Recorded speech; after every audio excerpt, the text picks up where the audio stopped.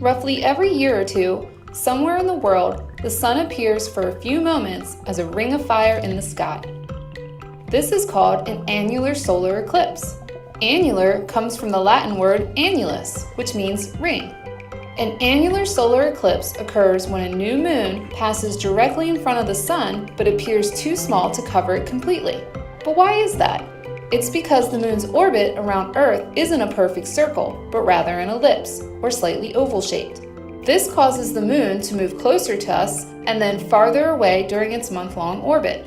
When the moon is at its closest point, called perigee, it appears slightly larger in our sky. When it's farthest from us, at apogee, it appears a little smaller. But we don't see an annular eclipse every month. That's because the moon's orbit is also slightly tilted in relation to Earth's orbit around the sun. This means during most months, the moon is either too high or too low to block the sun. So only when a new moon is at apogee and passes directly between Earth and the sun, do spectators on Earth get the rare opportunity to see the ring of fire in the sky. Unlike a total solar eclipse, when the moon completely covers the sun, during an annular eclipse, the sun never fully disappears. So if you're lucky enough to be in the path of an annular solar eclipse, make sure to wear your solar eclipse glasses or use other safe solar filters to witness this spectacular ring of fire in the sky.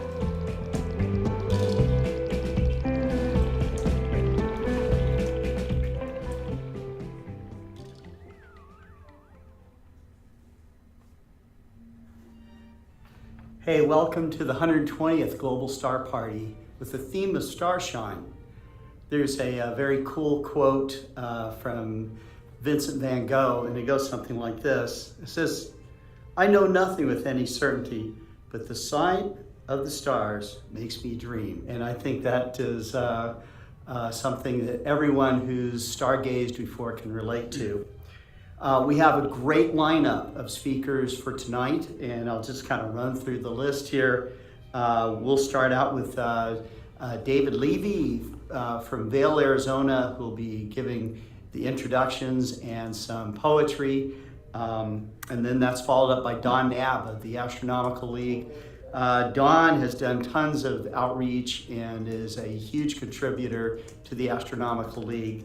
But his talk tonight is 3 Leaps of the Gazelle, which is, I think, a star asterism out there. Maxi Falieres will be showing some of his latest astrophotography, maybe some live images. He often does that. But throughout the whole program, Gary Palmer from the UK expects to have some clear skies and some live imaging that we can intersperse throughout the Global Star Party. So if you've ever aspired to do better astrophotography, you could definitely sign up with Gary Palmer Astronomy and and learn how to take your astrophotography to the nth degree. We have Nicolas Arias, or Nico. We call him Nico the Hammer. He is someone that does incredible astrophotography with very modest equipment, and he often shows us how he does this. So I'm looking forward to some of those new images from him. Conal Richards, also a young astrophotographer, speaker at many astronomy groups and also with the Astronomical League. He'll be talking about his astrophotography. So it's a whole night of astrophotography. J. Kelly Beatty from Sky and Telescope magazine is going to give us a segment of a talk, a larger talk that he does on the JWST Space Telescope. And this would be, the chunk that he's going to give us tonight would be about early star and galaxy formation, which is very, very cool. Cesar Brollo expects to be imaging live from his rooftop off of his balcony in Buenos Aires, and he's always a great person to show what you can do from the city. And so he's also with Optica Sirocco in Buenos Aires, Argentina.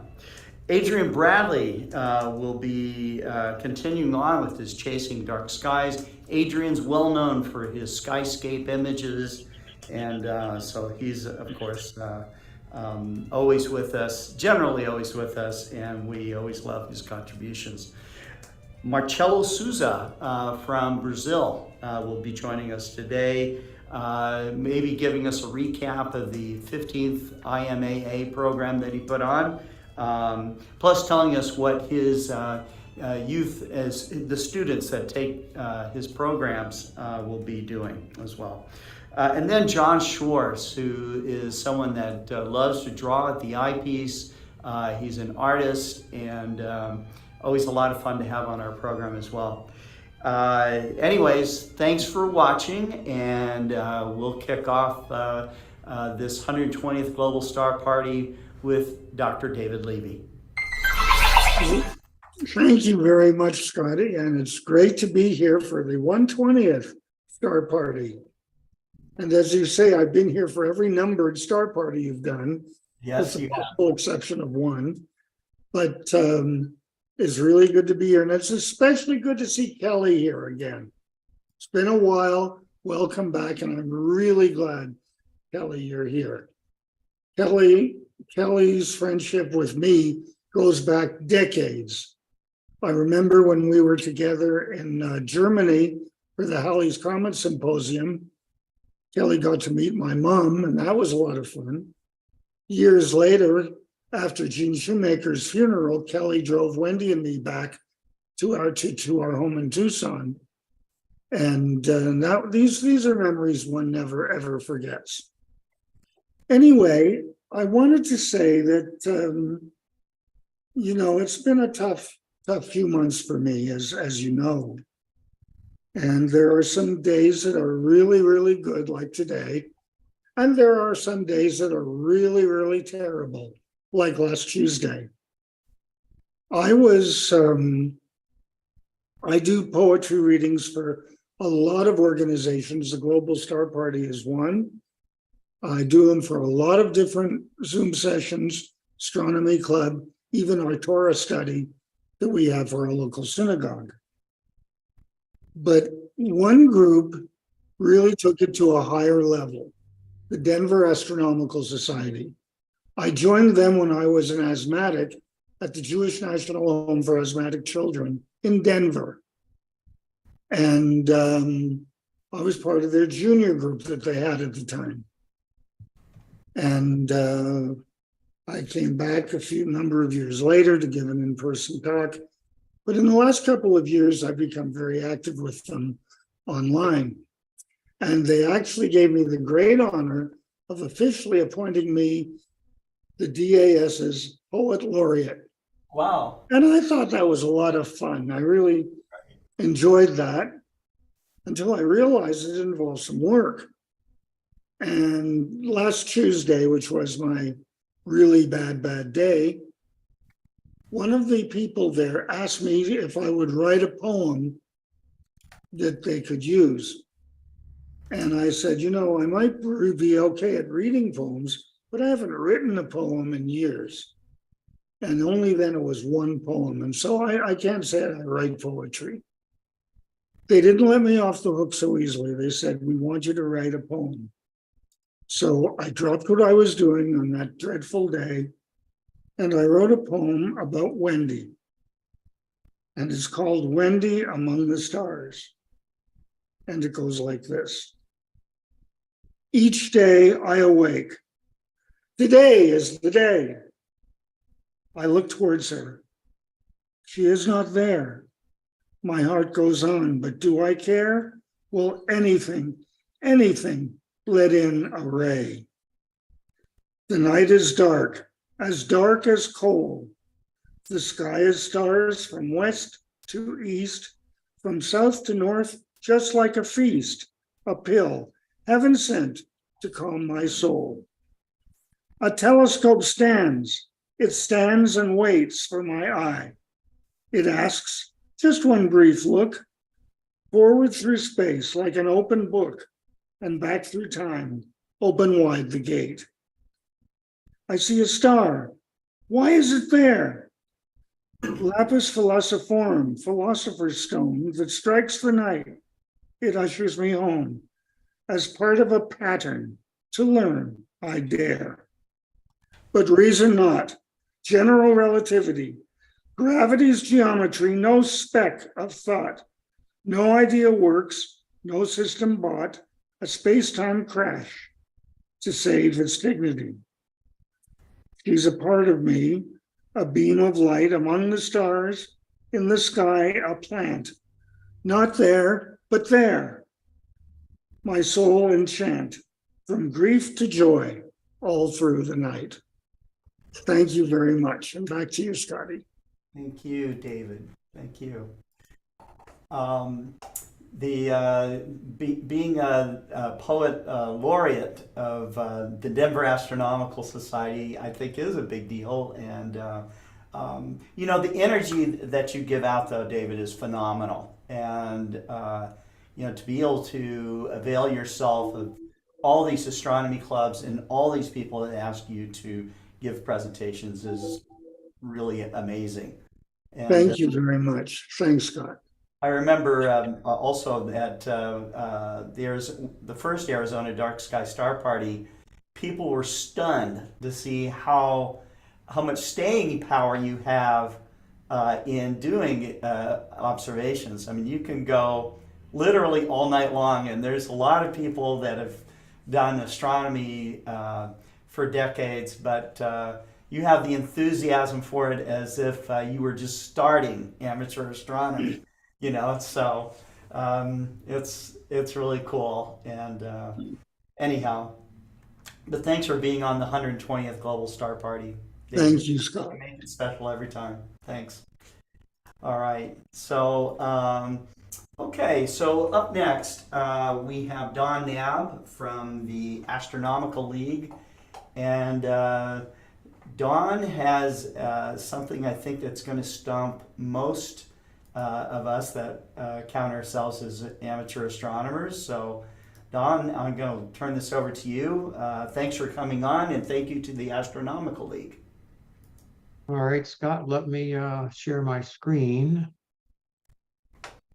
Can you see the 3 leaps of the Gazelle? Yes. All right, I'll start the slideshow. Let me just minimize this thing here. Okay, so 3 leaps of the Gazelle. And this is some starshine we're getting from between Ursa Major and Leo the Lion. It's in here. I'm not going to show it to you now, but I'll show it to you as we go on. So this is an asterism.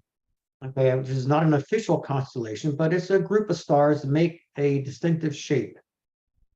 Two of the most famous in the sky of the asterisms are the Big Dipper and the Sickle, or commonly called the backward question mark. Now, when I was young, it was back about a long time, 6 decades or so. We didn't have, I grew up in the country, we didn't have a gas lawnmower. We had a push mower for the lawn, and the rest of the yard was tall grass. I had to mow it with a sickle. So I'm old enough to know what a sickle is, though maybe young people don't know. But here is the Big Dipper, and here is the sickle, the backward question mark. The sickles would have a handle and a sharp blade. You would sharpen this thing before you used it, and you would swing it to cut tall grass down to a reasonable height. So that's the sickle and Leo the Lion. So, people have always been enthralled by the beauty and mystery of the star-filled sky since we were ever people. In our modern technology age, it can be difficult to imagine when was there a time when we had no smartphones, no games, no television, no internet? They didn't have books.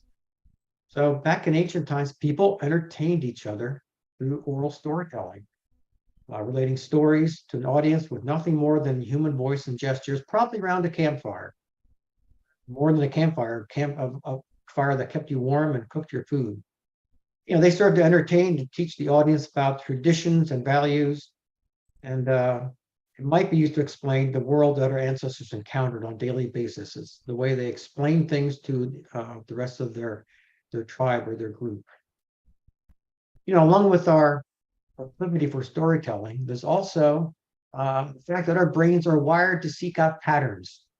When I last spoke on the GSP, probably 6-8 weeks ago, I talked about pareidolia, which is, I talked about the lunar X. It's when we see an image of something instead of what's there.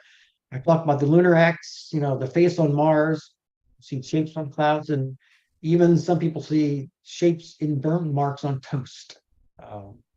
So that's pareidolia. In ancient times, no light pollution, the sky would have been overflowing with stars. And it wasn't long before people began to see, among this chaos of stars, patterns. We want to see patterns. The patterns that they thought represented characters from their favorite stories that they were telling around the fire. So that was the point we reached where we had constellations and asterisms. With constellations, asterism, night sky, that becomes a storybook. As far as we can tell throughout history, every single human culture has ever existed upon the earth has had their own constellations and sky lore to go along with them. Now, the League actually has an observing program for asterisms. I'm partway into this program. I know one person in my local astronomy club has completed it. It's a lot of fun. You're looking for shapes in the skies. There's 112 in the list, and you have to document, you have to sketch 100 of them. And record, of course, like most programs, we record the seeing, the transparency, and things like that, and what equipment you used. Some things are naked eye, some are binocular, and some are telescope. It's a fun program. It really is. It really is a joy. These are the kind of things you look for. One of my favorite, probably everybody knows, is ET, NGC 457 up in Cassiopeia. But there's other ones: the engagement ring, the kite, the letters, the fish hook, a leaping minnow. I haven't found these yet. The smiley face. 37 I have found. In fact, 37 I think I talked about in January. That's an Orion, NGC 2169. There is a open cluster that makes a 37. It's a lot of fun. So here's a known constellation, Boötes, the herdsman, but we can make up our own. We can make a new constellation up here. Here's one that a woman in our astronomy club, our past president, has made, the martini glass. Okay, same stars, but rearranged to be the martini glass. So we can make our own up anytime we want. So here is Ursa Major. Here's Leo Minor. And in here are 3 pair of stars. Okay, 3 pair of stars. Now, my wife and I live about 20 miles or so west of Philadelphia. So the sky's okay at best. It's not, I can see down to magnitude 4. I can barely see the Milky Way. But we were out here a week or two ago, and I looked up, and I can see these stars without a problem. Even in ancient times, these stars were easily visible. And here's a really old time constellation of Ursa Major, and I've circled them on it. Those are the same stars that we are looking at today. So, according to Ulugh Beg, back in the 13th century, an Arabic astronomer, he made the first mention of the 3 leaps of the Gazelle. So the Gazelle was grazing among the stars in what we now call Leo Minor, which, if you look, here is Leo Minor. Okay, so the Gazelle was grazing, and along the little line, and the big line swished its mighty tail across the sky. So if you've ever seen videos of gazelles running, they actually bound, they jump. So this startled the Gazelle. It bounded away for safety, leaving behind its softly glowing tracks in the sky that we still see to this day. Now, just at the back of Leo, there's this misty patch. We call it Coma Berenices. But back in ancient times, in Beg's day, that was recognized by many as the Leo's tufted tail reached all the way up to here. And so when Leo swished his mighty tail, that scared the Gazelle, and it bounded across the sky. So there are 3 pairs of stars, unrelated. They're different distances. They just happen to line up. Lucky for us, they form close pairs, and we look toward them. Most impressive of all the footprints left by the leaping gazelle is, I guess, it's Alua Borealis. It's a red giant, and that is this one here. Okay, that's Alua Borealis. 70 times wider than our sun. It's a red giant, puffed up near the end of its life, and it's more than 1,000 times brighter than our sun. We can see it across 400 light years of space. The stars in the Gazelle footprints, they're all about magnitude 3 to 4. So from any reasonably dark side, if I can see them from Westchester, PA, you can see them from most places. Maybe not the deep city, but most suburban areas. So here they are again, the 3 leaves of the Gazelle. They're not too hard to find. You find the Big Dipper and Leo with the backward question mark right in the middle. You'll find those three spots where the Gazelle bounded across the sky. These are my sources. Do want to mention before I go, Alcon 23 is coming up the end of July. It's being hosted by the Baton Rouge Astronomical Society. This is their logo. And it's going to be a great gathering of people. So I encourage everyone to go. I think that's all I had. Questions? No, I was asking the audience how many had heard of this asterism, but I think this is new to everyone. So- Excellent. That's what I was hoping. Laureen Harvey Kashif, watching on Facebook, said this was very interesting. So this is great. It's easy to find, so go for it. Yeah. So how do people get into these observing programs of the Astronomical League? Well, you need to be a member of the league. That's either through your club, or if you don't have a local club, you can be a member at large. And that's all you need to do. You go to the Astronomical League website, which is in its last few weeks of the old site. The new site will be opened up in a few weeks. Click on observing programs, and there's a whole list. I forget how many it is now.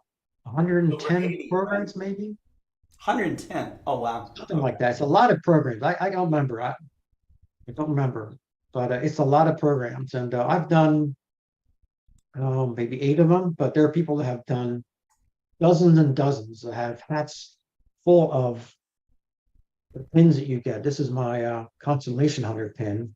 Oh, that's cool. I saw a guy at Alcon some years ago, and his net was covered in pins. So you get a pin, and here's my lunar one. So I'm a certified lunatic. You get a certificate. So people ask me, am I crazy? I say yes, and I have paperwork to prove it. So Yeah. they're fun. They're fun programs. They are. These call them clubs. Now they call them programs. Awesome. Well, thanks, Don. Thanks for presenting for us, and remind us too about when the next Astronomical League conference will occur. That was, let me check, July 26th to 29. In Louisiana, right? Baton Louisiana, Rouge, yep. Louisiana. Yep, that's where we'll be. Okay. All right. And as our program goes on, I'll put in the link so they can go straight to that page, and you can join the Astronomical League, and you can go to the convention and really get started with their great observing program. So thanks again, Don. Yep, happy to be here. See you sometime next month, probably. Okay, sounds good. All right. So our next speaker, we're going to go from the United States all the way down to Argentina. And Maxi Falieres is with us. Maxi, how are things going on tonight? Hello, Scott. Hello, everyone. Do you hear me? Hear you just fine. Yes. Great, excellent. So, how have we been? A couple of weeks of takeoff of the GSP. Yes. Well, tonight what I'm going to present is a little short things that I've been doing, and the most of the principle in this case is I was invited last Friday to be a helper, or well, I don't know how to say it, someone to that shows the sky, but in this case it was a meeting of the science club from different cities from here, from this region in Argentina. And it was most like a local region that kids from different schools meet in Alberti, my neighbor city, and they did and work with robotics and also different science and of course astronomy. In this case, Marco Santa Rosa invited me to be part uh, of the assistants for use to an 8 millimeters, sorry, 8 inches telescope and an IQ5 to watch the skies for all the students that went to the Alberti Observatory, and also because they the student from Alberti did a different presentation from telling stories about tales of Orion, the Southern Cross, and of course different places from the southern region that we try to watch through a telescope. So let me share my screen. Okay, do you see it? Yes. Right. So this is the Facebook page of Cielos Albertinos from the Alberti, and are mostly some pictures that they took all the different teachers, directors, and people from the major city, and of course they did some outreach with robotics, but in this case they have dark pictures of the Cielos Albertinos Observatory. You can see it's kind of different that I went a couple years ago. We have this is almost 8 p.m. I think, and you have all this light because you have to be secure. But of course, when you do astronomy outreach outside, these lights show off, even that blue lights, so you can see the entire sky above your head. Uh, these are the multiple um, room they use to do the presentations. They talk about satellites. Well, in this case, Orion tell a lot of um, uh, practical things or principal things about this constellation and the principal objects that we see. For example, in this case, we have the three stars or the Orion's belt or Cinturón de Orión, and uh, in this case is compared to our sun, for example, in scale, and also the Great Orion Nebula, the M42. That we tried to watch it through a telescope, but it was pretty late because it's down through the horizon at the west. But anyway,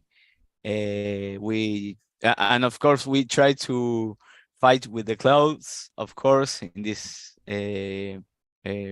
particular time of the year. Um, for example, this is the location of the Cielos Albertinos Observatory.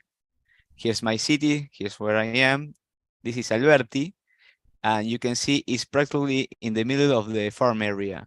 So if I zoom this is a really good place to do astronomy outreach without light pollution. Be secure because you have cameras everywhere. The rural rural patrol, they watch you through the cameras, and of course, if they see something that you know doesn't know that it's going to be people there, they go there to see what's going on.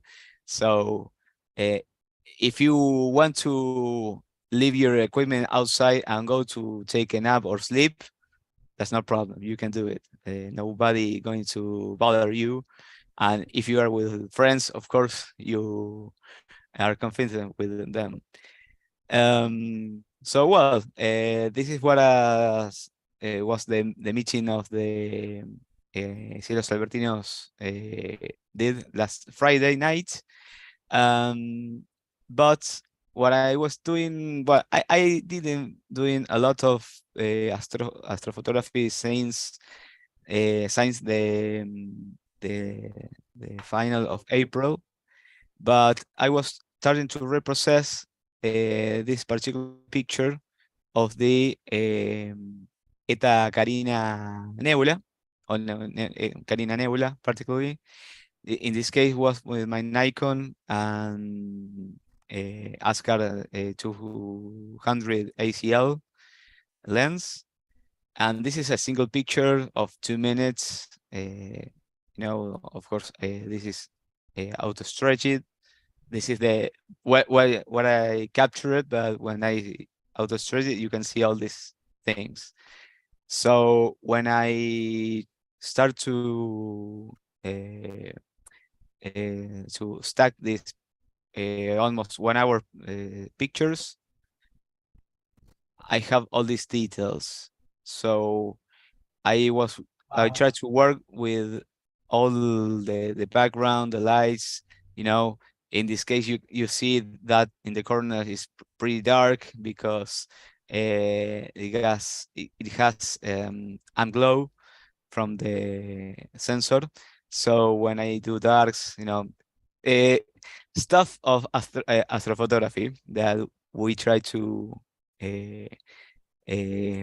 be better in this case. So, well, my first process was this. This is a picture from WhatsApp. That's why you can see it very pixelated. But I think maybe I could do it much more better. So I only did my principles tools from PixInsight, and was the result of that process. It's pretty much more better from the colors, the background, the details. I tell my wife if maybe this picture we can do it to hang it on the wall because I really love that. And of course all the objects that we can see here in this single picture. Sorry? I said that would definitely be something you would want to put on the wall. Yeah. And also the colors. I try to not passing through, leaving the lights of the stars shining, but not too much, not try to burn it. And of course, you can see here, this is the Gabriela Mistral Nebula. This is one of the places that the James Webb Telescope took a picture very detailed last year, I think. This is a open cluster that's really, really good, that has also nebulosity right there. Now, this region is really, really good to watch it through a telescope, capture it with cameras, or draw it in a paper. This is a really good place. So then, of course, that night I was trying to capture the raw Fucus nebula, but I didn't like the way I captured this one because I overpass my ISO and did things that I didn't think it about it. I just did it and without thinking. So anyway, I will try to do it again with a fresh mind, and also capture this of the place of the large magnetic cloud. But Maxi, what did you think that you did wrong? It looked like a beautiful shot to me. no, it's myself speaking right now. No, it's you try to get better when Yeah. maybe you're going right, you're going good, but no, that's not enough. You need more. It's not That's enough. That's not enough, you know. Uh, that's a part to be an astrophotographer. Yes. I talked with too So you always many. keep pushing yourself all the time. Yes, and of course, this is an obsession that, of course, you it could be bad for you. You n- you don't get into depressed, but you see, oh, come on, I have to do it again because I and maybe it's okay. Maybe it's really good picture, the details. But no, I think uh, I didn't took this place very good. Maybe the angle is not okay. Maybe the stars are not okay. A lot of problems that uh, you forgot to say, no, man, I'm taking pictures from the sky, and it will not going to be much better or less than everyone's. Is your work. You're still learning, and you have to enjoy it. That's the principle of this. This is a hobby. If you are not enjoying, then do something else. Right. So yesterday, 3 weeks after that I used my telescope, I put it outside my backyard and start to capture it, practicing again with open clusters. Uh, the principal object was this. This is the jewel cluster box that's really near of the Southern Cross. This is a really good place to look at the every single telescope that you have, even a refractor of 50 millimeters, or maybe like Nico's Dobsonian 12 inches. This is a really good place to watch it through a telescope with different uh, eyepiece. And of course, the heart of this place is particularly this star. Well, this is a single picture of 1 minute only, and it's auto-stretched by the software. If I reset this, you will get this. This is the original picture, but in all that info, when I stretch it, I have this. But I didn't stack it yet because last Friday I was watching when I was watching with the telescope through a telescope with the people that and the students that went to Alberti, I love to watch this place. This is a stacked image, and this is an open cluster in the tail of Scorpio. Nico, if you remember, it was NGC 6321, right?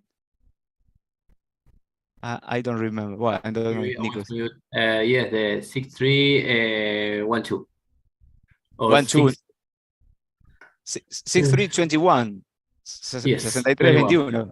Yeah. No, And when I watched this open cluster through a telescope, this in nearby is a nebulosity of I think it's the Shrimp Nebula, but with your eyes, it's almost kind of impossible to watch it. But I love to watch the open cluster, and these 3 stars, they are from the tail of the Scorpio constellation. So I simulated with a field of view of my equipment, and I say, no, I have to capture it. So, watch this open cluster and also these 3 stars. You think that these stars are really near, but I remember this one is almost 79 light years from us, and I think this one was 200 maybe, but it's really far away, and they are like the one really really near from each other. So the another object, well, I was capturing almost 1 hour all to this object. So then I try to recapture a place called the Langosta Nebula, or I don't remember the name in English. Sorry. That's this is the place that it's also in the tail of the Scorpio constellation, and this is only a single image with the camera and of course the scope, and that's all. But if I compare this one with this one, you can see a lot of nebulosity of hydrogen alpha. And this is a single sub of 3 minutes also, but using a L extreme filter. If you compare this to this one, there's a lot of difference. Anyway, I try to do this to get luminance and then try to work with that luminance with the stars, because this filter maybe turns in different colors the stars. So, but anyway, the information that I have here is huge. So I will be trying to capture it again, this object for the next days maybe, and let's see what we get, maybe next GSP. So thank you, Scott. Thank you, everyone, for inviting me tonight, and I hope that you enjoyed these pictures. Great. So would you like to introduce Nico? He's up next. We're staying down in Argentina. Yeah, well, now our next guest is Nico Arias. He is a friend of mine that we met almost, I think, 5 years, right, Nico? Yes, more or less. More or less. In August, it will be 4 years, I think, in Navarro, when we did our first star party in the lake of Navarro. It was a really good night and cold, but it was amazing. And of course, meeting people like Nico and everyone that loves astronomy, loves astrophotography, loves to share everything it's good for our soul, I think. So, well, Nico, thank you for being here, and it's all yours. Thank you, Maxi. Hi, Scott. How are everyone? How are you? Yeah. Long time without tears. Yes. It's great to have you back on. So thank you. Yes, I'm really happy. Well, let me share my screen. Okay. Can you see the presentation? Yes. Okay. Well, the topic of or the GSP tonight is Starshine, and I thought that it will be really nice to start showing some pictures of our star, the sun. And as you can see in my back, I have mounted the Explore Scientific first light, the 80 millimeters in a EXOS 100, and I was trying to do some solar imaging with this equipment. You can see the very professional solar filter that I made for the test. And I used a camera, the SB Bony SB305, that is a planetary camera. But it's really nice what you can get with this light equipment. I think the first light is a really nice scope to start to making observations and making some photography too. You can see this is from another day with a better seeing, and it's only the first light with a solar filter, a common solar filter, and the camera. But you can get a lot of details. You can see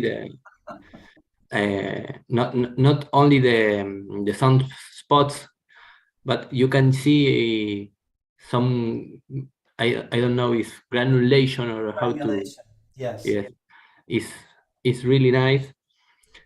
Well, this is the same day, the sunspots, but with my Dobson, and I start to try to teach my kid to observe, and he is really happy because this scope is more he sees more comfortable to observe, and he loves to observe the moon and some bright stars. So this setup will be a really nice setup to start making some observation night with kids and the people of the neighborhood. And also I was trying the equipment in some imaging of deep sky. You can see here this is 47 to Conal, and it's only a live stack, but I love to show that you can make even astrophotography, and no matter what setup you have, even with a small telescope, you can do a lot of things, and no matter what the camera is, you can use a simple planetary camera or guiding camera and get some nice pictures. This is from M46, but with the QHY5 camera. It's a monochromatic camera, and you can see here is a planetary nebula that I love to observe, this open cluster, and try to observe this particularly planetary nebula. Is really nice. And well, we start the planetary season this year. I start to woke up really early in the morning. This is my first Saturn for this year. You can see Titan up here. Was a really nice morning. And today I make my second attempt because I watched that the scene was very good, and I saw this in my Sky Safari ephemeris that we have the Enceladus transit this morning. So I give my shot, and if you are good, you can see a little dot down there, and I could get the Enceladus transit on Saturn. It's my first transit on Saturn. It's really hard, and I am really happy with the result. Of course, Saturn is not close to the opposition. The next months will be better, but even now you can get some details on equatorial bands, and it's really nice to start the year with Saturn. And as you remember, I was making a system to track with my Dobsonian. Well, I removed it because it was not good enough, and I enjoy to do hand tracking. So this Saturn's this year was again with hand tracking. You can see my shaking hand in this video. This is one of the 10 videos I stacked to get the final image, and I am back to capturing with hand tracking with the Dobsonian. And this is something that is really shocked. This is the rings comparison, the position and the tilt of the planet of the last year. This was in October last year, and this is today. It's amazing how much it moves on the I don't know if the edge or how to say it, but it's really nice that this year and the next years we are watching the entire southern hemisphere of Saturn.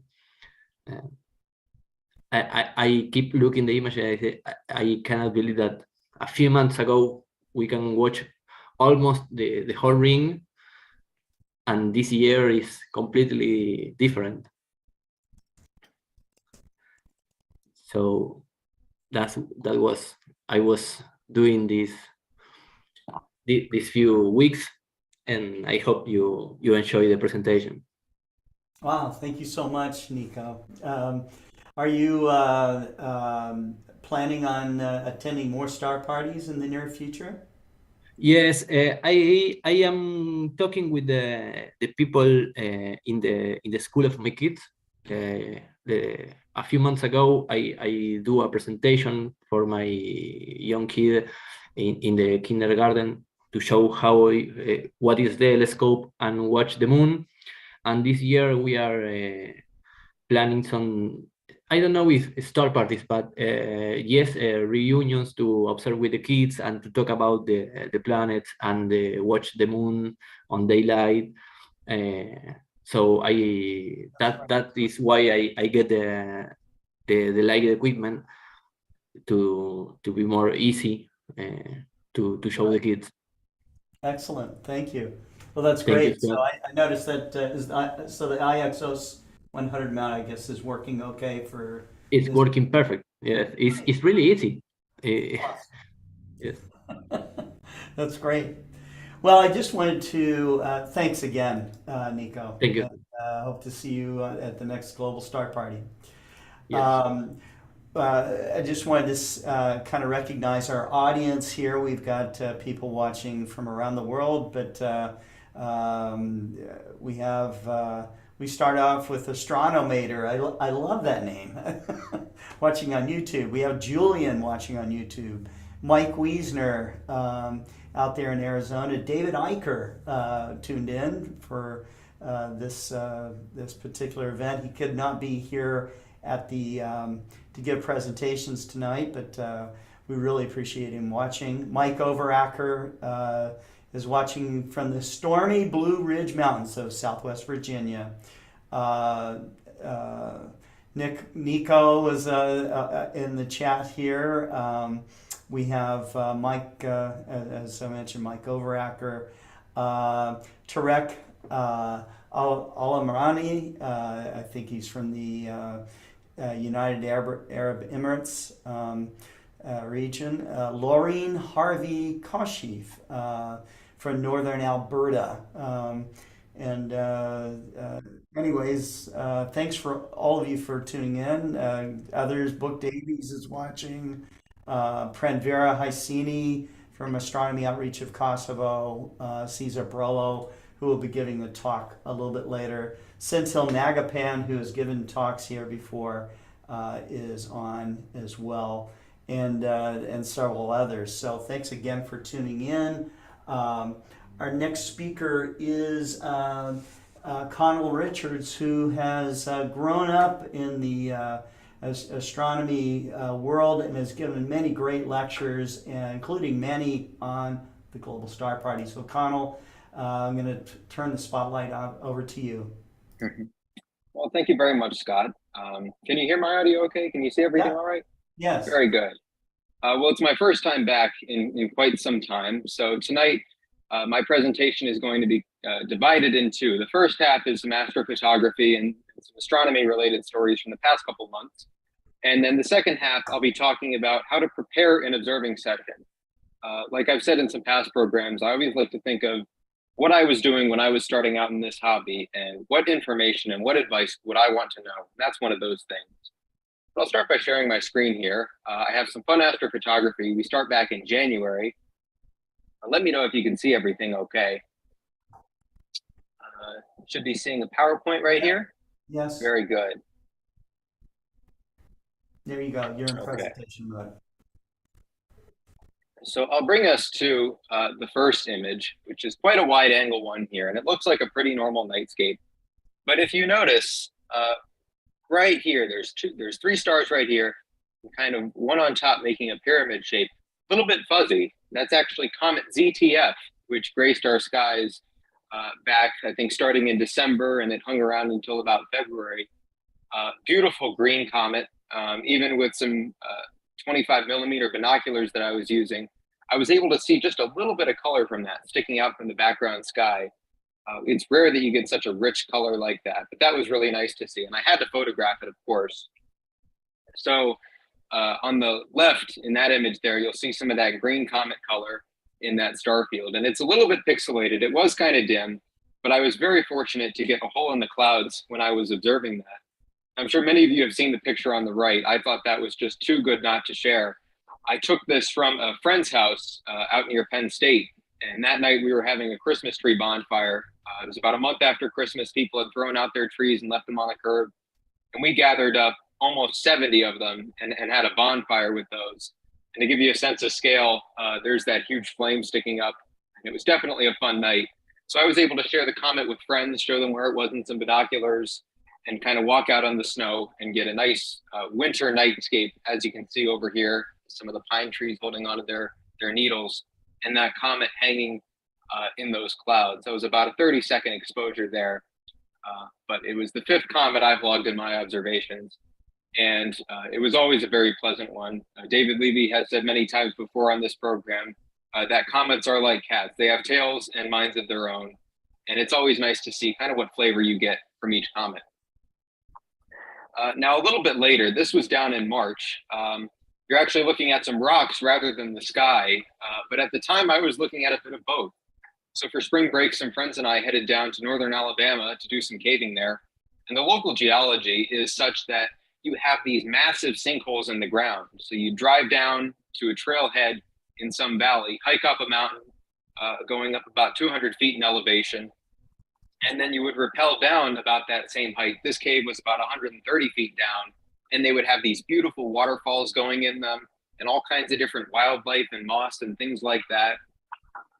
And it made for a really beautiful experience. But on this particular trip, we hadn't gotten into the cave until about 6 o'clock. And if you can imagine this giant sinkhole we're in, it's basically a cylinder shape. We all get down to the bottom, and finally night falls. And here is a couple of images that a friend of mine took of us looking up out of the cave. And there was a point in that trip where we all turned our lights out, and we're still kind of being sprayed from water from this waterfall. And we looked up, and out in northern Alabama, it's a lot of farmland, a lot of dirt roads, a lot of back countries. We were quite far from all the city lights. And that turned out to be quite a blessing, because we looked up, and if you do some simple math, we had about 10 degrees of sky across this hole in the ground that we were looking out of. And there, right above us, was the constellation Gemini with Mars passing through. It was a really beautiful sight because we could see so many of the dimmer stars in that constellation, and also the planet passing through while being inside our own planet. So it was quite a unique experience, and rarely do you get such an adventure out of astronomy. But you can make those stories up as you go along in your astronomical careers. It's always a better experience with friends, and it's always better when you get out into the country and you can experience all different aspects of nature at once. That can be a really beautiful time. Now I come back to a little more recently. So I just got back from school about a week or two ago, and engineering school will keep you quite busy. But I wasted no time as soon as I got back home for a little bit to get my telescope out and take some pictures.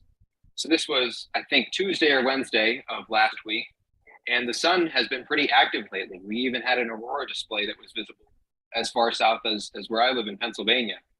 But on the left here is an image of the sun with plenty of sunspots, mostly in that top portion of that image there. And I've zoomed into them a little bit more on the right here, both with the telescope and with the camera itself. And you'll notice, if you can see my cursor, there's this big sunspot kind of right in the middle of this triangle you see here. And that sunspot, if you include the penumbra, that slightly lighter outer rim, that's about 2 or 3 times the size of the Earth that we're looking at, projected onto the sun. If you go back and look at this image on the left, you can really put that into scale. So it's like 3 Earths right there. And that would be a huge band of them that you would have to stretch across the disk of the sun to actually breach that gap. And it really gives you an idea of scale for our solar system, how small our Earth is and how large our sun is in comparison. A little bit closer to home, about 250,000 miles, we come over to the moon here. Now, I had a beautiful night out with the telescope. I'd set it up during the day with the solar filter. I was able to look at the sun and some sunspots. I did some double star observing for quite a few hours. And as morning was starting to roll around, last quarter moon rose up. And in my opinion, I always see the last quarter moon, or the first quarter moon rather, much more often than the last quarter, because the first quarter, of course, is visible in evenings and the last quarter visible at dawn. You're not always up that late. So it always seems like a real treat. And the moon always seems a lot more mysterious and magical when you get to look at it that way. You see some parts that you don't always see. So here is a larger image showing the whole last quarter moon. You see a lot of the bigger craters towards the south. I think these are the Apennine Mountains here. You see Copernicus and its beautiful rays sticking out. And then I zoom in to do different parts of the moon here, the northern and the southern portion, and you can get a little bit better idea of what those look like. A lot of these craters in that part of the moon just have these beautiful ray systems. They shine right out at you in the telescope, especially when the moon is a little bit more full like this. It always makes for a really, really great experience. And it's one of those times that might actually lead you to use one of those lunar filters, or maybe a number 11 or 12 Ratten filter, just to cut down on that brightness a bit. But there was a particular target that night that I zoom in on here, as blurry as it is. Our speaker from the Astronomical League talked a little bit earlier about what those observing programs can be like and how addictive they are in many ways. So this one was part of what I was pursuing for the Lunar 2 program.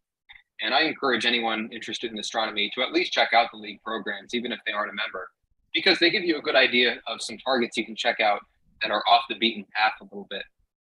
And this one is a range of Montes Cordillera and Montes Rook. We see them kind of next to each other. And most notably, there is this huge notch right in here. And that's one of the targets I was asked to look at. And you can't really see clearly in this image because of how zoomed in it is. It's something you should really go and pursue for yourself. But if the libration is a little favorable, and this I think it's the eastern limb of the moon, is towards you, you can see this cliff here. That's what that notch is. You're looking at the mountains edge on. I'd say it was angled maybe 45 degrees to the surface. And it always draws the imagination to what it must be like to walk on the moon. An astronaut could stand atop that mountain and look down and see this huge rolling plain down below them. And then another sharp, steep angle, and there's another mountain range on the other side of that. So it's one of those nice ways you can wander around the solar system and give it some dimension from your own backyard. Now we come to the second half of my talk here. I wanted to talk, especially to the newer observers, about what it's like to put together a night of observing.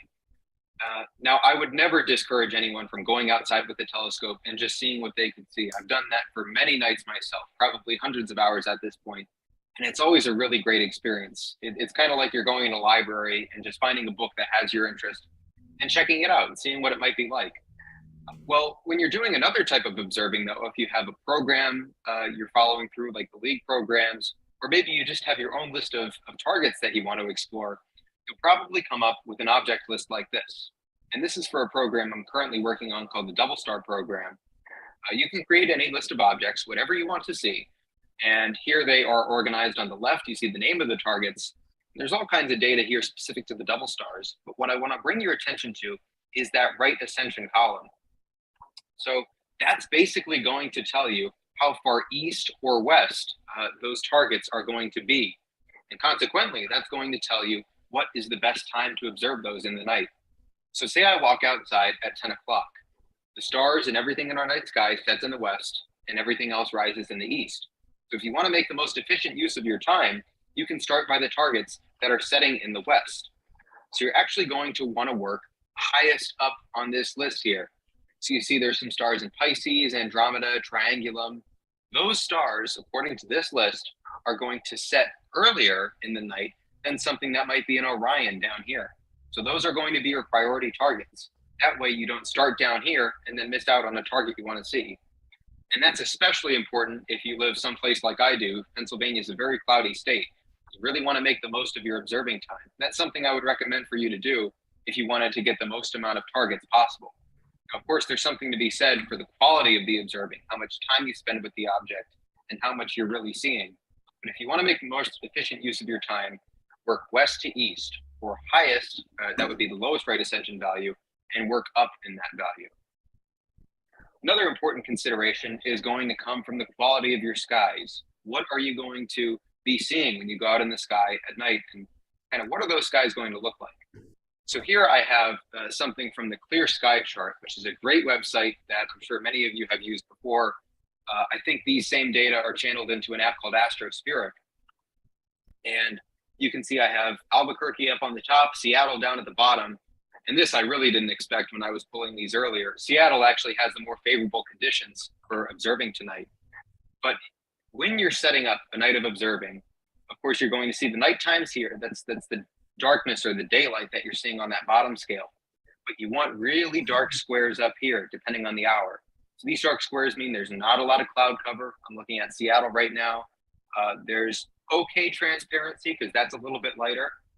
But if we go up to Albuquerque, we see that some clouds are definitely rolling in as nightfall happens, and the transparency really isn't going to be that great. When it's all the way to that white end of the spectrum, you're really not going to be seeing much. But the darker it is, maybe like midday on Wednesday tomorrow, you're going to get a much better sky.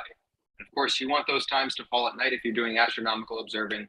That's going to help you prepare in advance and find out when are you going to be able to observe and what targets do you want to see. That'll inform your decision a little bit better. The last consideration will come from your star atlases. They're going to help you find all the objects that you want to see. And these come from one of my own star atlases, S&T's Pocket Sky Atlas, which has been well loved at this point in my years of observing, and it will be for many more. Now, a lot of people might think that you just keep your star atlases on a shelf and you can use them to plan a session out at night. And they're very useful for that, but you can also take them out into the field. And sometimes I like to make pencil sketches in mine or pencil notes for something that is transient, like Uranus moving through the sky or a comet or an asteroid. You can draw a little pencil dot like I have down here for where that is. And it looks like that's where Uranus was on December 30th of 2018. So if I were going out and star hopping in the night sky and trying to find where that was, I would look for about a 7.5 magnitude blue dot right there relative to all these other stars. That can help you find targets, especially in our solar system, a lot faster. Now, as a product of that, you're going to want to record your observing. And I've spoken about this a little bit before. There's all kinds of ways you can do that, which is the beautiful thing about amateur astronomy. On the left here, I have an example of notes in a notebook. Here I was taking some binoculars through a tour of Sagittarius, looking at some of the brighter nebulae and clusters there. On the right is a high power sketch I did of Mars back when it was at opposition in 2020. And with that sketch and with those notes that you take, of course, you'll want to include the date and the time, the equipment you were using, the magnification, and you might include the seeing and transparency as well to give yourself an idea of were those really the most favorable conditions and should you do a follow-up observation. And these don't necessarily have to look like that. On the left here is another image of an Astronomical League program, also from the Double Star program, which I mentioned earlier. And here the program asks you to do a simple pencil sketch of where all the stars are and the double stars you're observing, plus a description, and plus all of that other data, the seeing, the transparency, your equipment and magnification, and so on. Now at the right, I have another series of sketches. These are all from the moon, much closer than Mars, of course, and they don't have to be the most elaborate. I think the Mars one took me maybe 2 hours of really straining my eye and pushing it to see what I could find. Whereas these lunar ones were maybe 10 or 15 minutes, just some simple outlines and shading, and they give the observer a good idea of what they saw that night. They're always a nice way to record things because you have the photography, which I shared earlier, but sketching and writing descriptions, they really push you to get the most out of your eye at the eyepiece, and they really enrich your observing experience.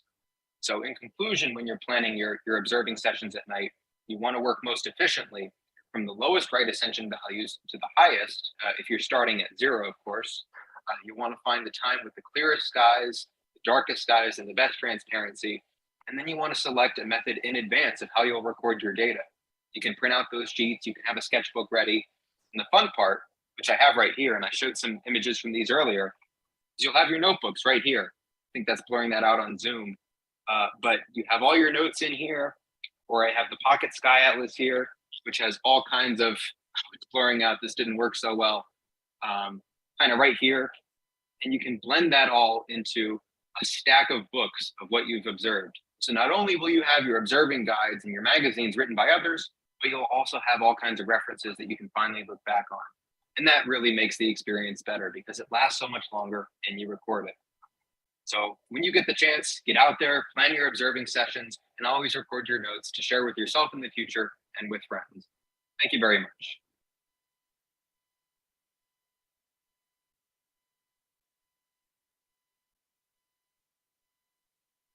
Excelente, Conal. Excellent. Thank you very much. You are mute, Scott. I can't hear your audio, Scott. I'm talking and nothing's There we go. happening. There we go. I coughed and I wanted to keep it quiet. So. Anyways, but it's been often said that, you know, if you don't record your observations, to many astronomers, you didn't make an observation. You know, you might have looked, but you didn't. You have no record. You know, so. But anyhow, I think that the drawings that you make and the notes that you take really do add to the experience of understanding the night sky that you're exploring. And you know, that reference that you talked about, going back later, you know, does kind of give you a rush of what that night was like, you know, and lets you relive that observing experience. I do it in my Sky Atlas 2000. I will sometimes write notes directly onto the star map itself, you know, so yeah. But anyhow, thanks again, Conal. And what adventures are on your horizon? Well, this summer, I'll be working again with my local library on the program, which I described last summer. And that'll be expanded to a couple more libraries in the area. There is a program I do over a couple of weekends, and it's mainly meant for elementary school students. That they come in and one session might talk about the solar system, another might talk about galaxies. And then at the end of it all, we take the library's telescope out kind of during twilight, just before they close. And we look at something like Jupiter or the moon, and I teach them how to identify a crater based on a map, or how to identify the moons of Jupiter. That's really a rewarding program to do. And then once this summer wraps up, I'll be back in school again, starting my junior year of aerospace engineering. And that's when the real big classes start. So astrodynamics and aerodynamics and all those nice things. And hopefully those inform my amateur astronomy in the future. They give me some better background. Excellent, excellent. Well, thank you very much, Conal. Thank you. It's always a pleasure. Yeah, that's awesome. Okay, well, up next is Mr. J. Kelly Beatty. Kelly Beatty is an award-winning science journalist and astronomer.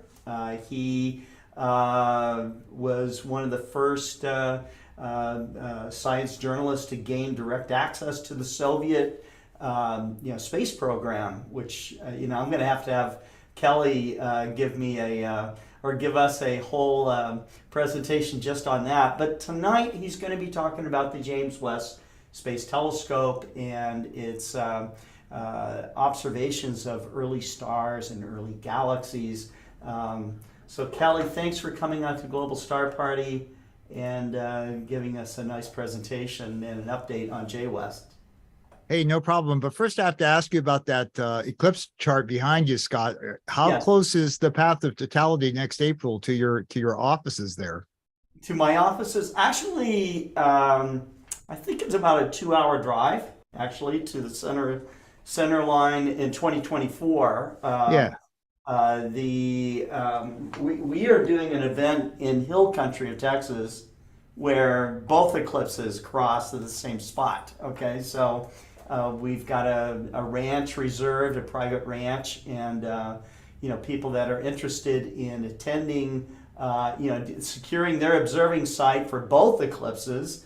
The one in October and then the one just 6 months later in April, they can do that. And so we're like, I need to get my numbers right, but we are just a few hundred yards away from one of the center lines, and then the other one we're about a mile away. But still, nevertheless, you're going to get several minutes of totality in 2024. You're going to get 4 minutes and change, and then in this year, I think it's again about 4 minutes. So it's going to be an exciting time, and because it's new moon, it's going to be a dark sky star party too, and we've got Mickey's Kitchen out there. And if you haven't had Mickey's brownies at 2 a.m., you haven't lived. And of course, the whole country of Texas is becoming renowned for its dark sky sites and the certified dark sky places that are there. So I know the folks there are really eager to host tens of thousands, if not more, people on Eclipse Day. All right, so I'm gonna jump in here and share. Let's see, we've got this. I don't have to share sound, so I'm just going to share that. And let's get this party started. Okay, got that? Got it. All right, so one of the things that when Scott approached me, I thought, gee, I don't know really anything to talk about. And then I realized that I have a public talk on the Webb Space Telescope, which spends a fair amount of time describing how this amazing instrument will be used to try to find evidence of the first stars and the first galaxies. And so I thought that really fit with the theme tonight. So let's talk about that. But first, we need to understand a fundamental, which is that we live in an expanding universe, and it expands in a way like this loaf of raisin bread here, that the farthest things away from us are moving away the fastest. If you imagine that you're in this raisin bread and there's two raisins very close together, you're not separating very quickly. But from one side of the loaf to the other, the farthest raisins from you are moving away from you the fastest. And I have to tell you, it took me a while to find a YouTube video of rising raisin bread, but I did. I succeeded.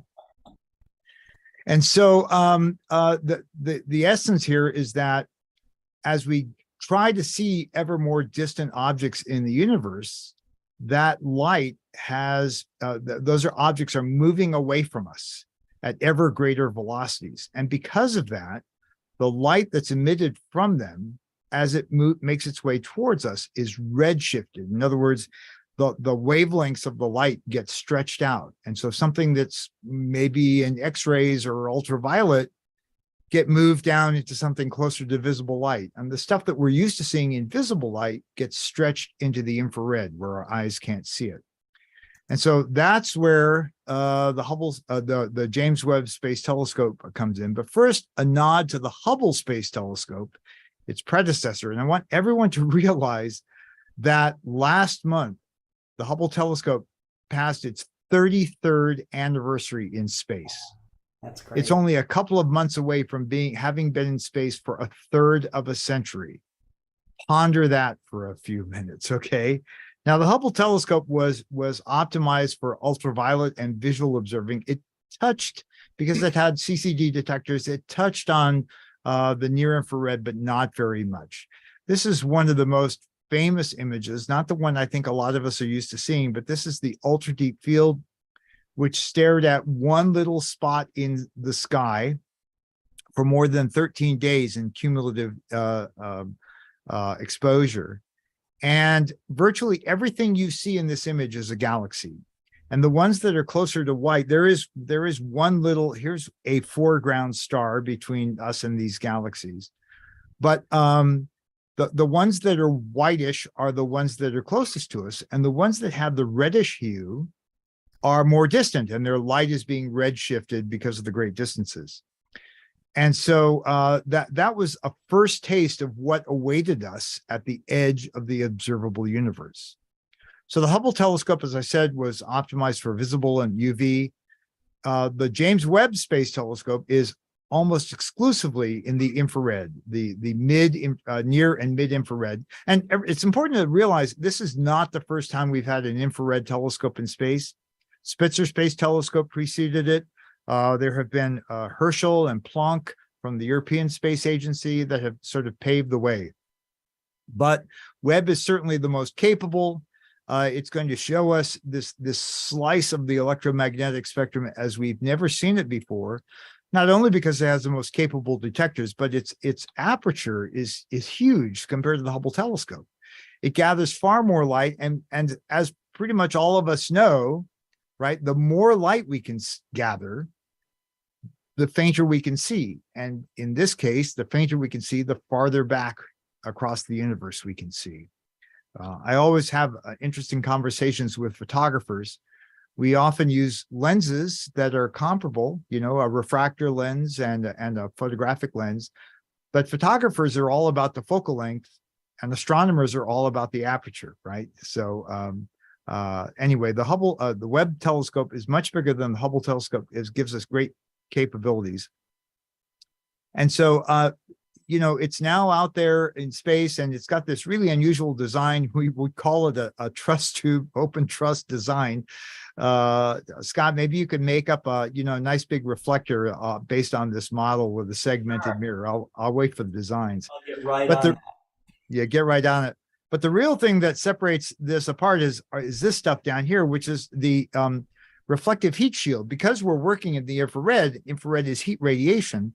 It's important not to have the detectors contaminated by heat of any kind. So it's far away from Earth, and it's these shields here. It's a 5-layer shield, prevent sunlight from getting at the mirror and the detectors and dropping what would be otherwise, you know, very hot temperatures above boiling on the sunny side to very, very close to absolute zero on the cold side. So these detectors are cold, and they're sensitive to even the most minute amounts of infrared energy.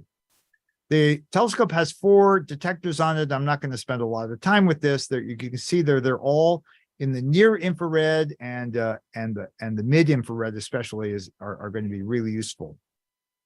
So with these detectors in this telescope will be able to peer farther back in time, farther away, and therefore farther back in time across the universe.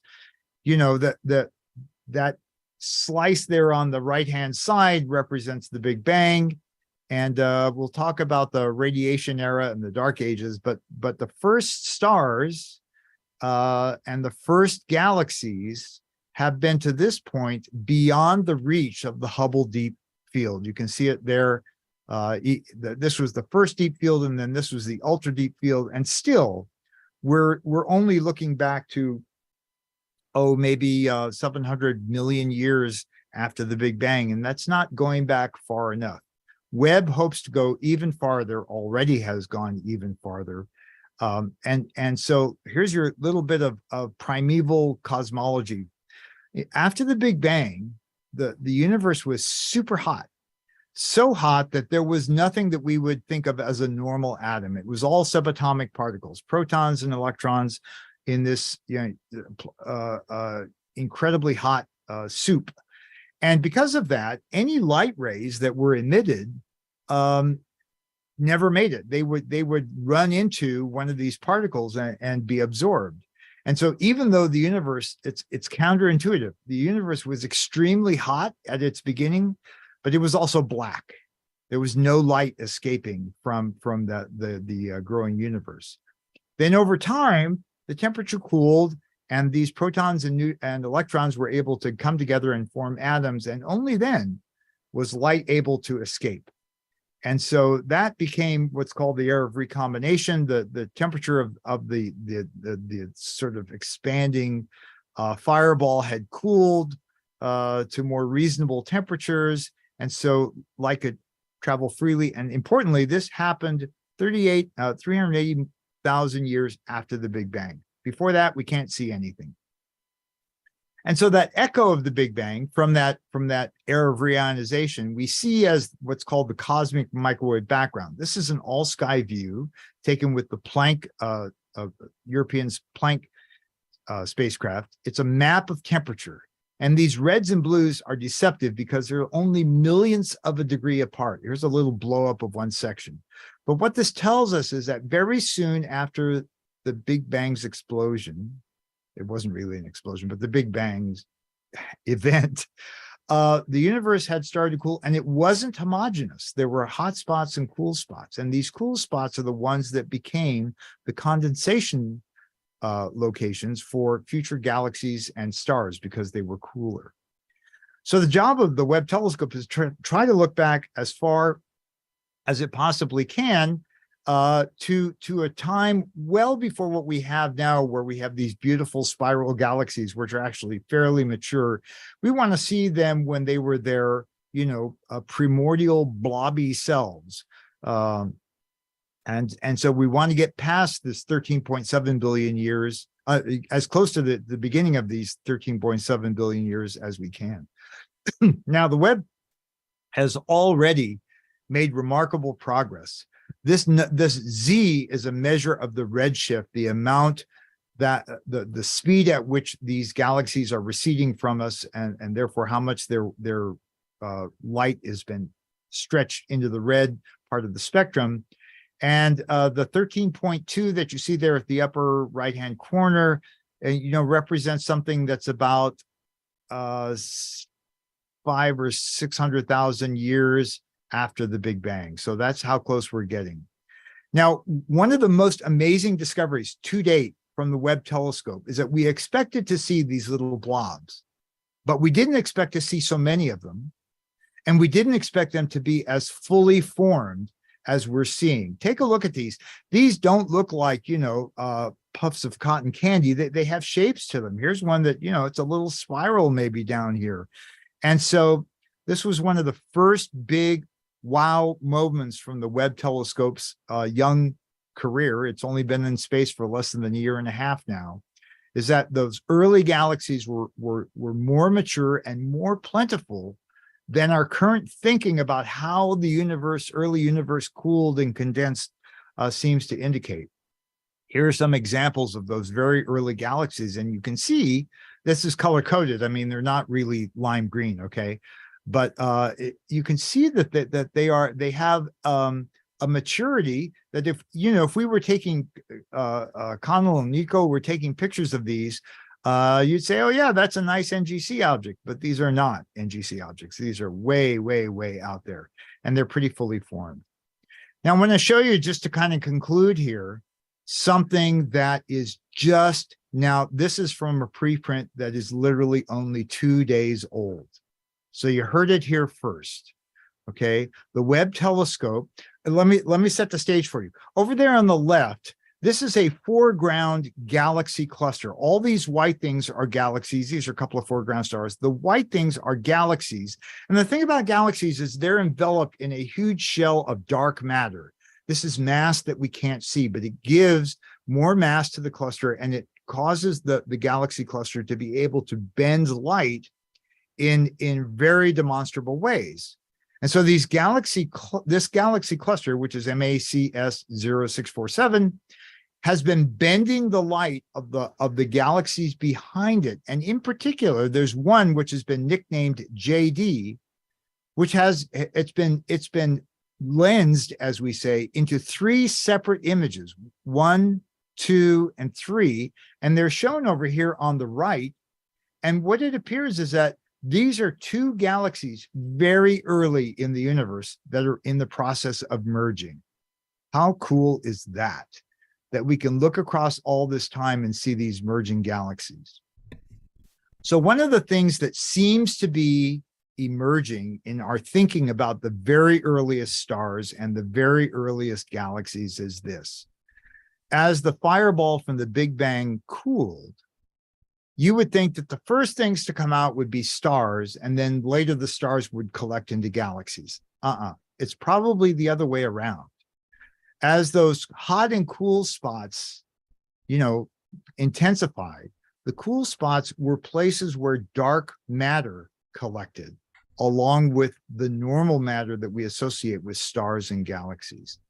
And only when you had this material concentrated were the first stars able to form.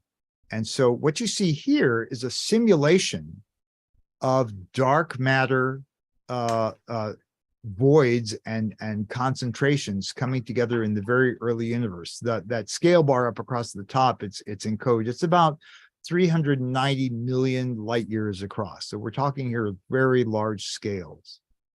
And so if you want to go check this out, this is an incredibly cool simulation. It's called the Millennium Run.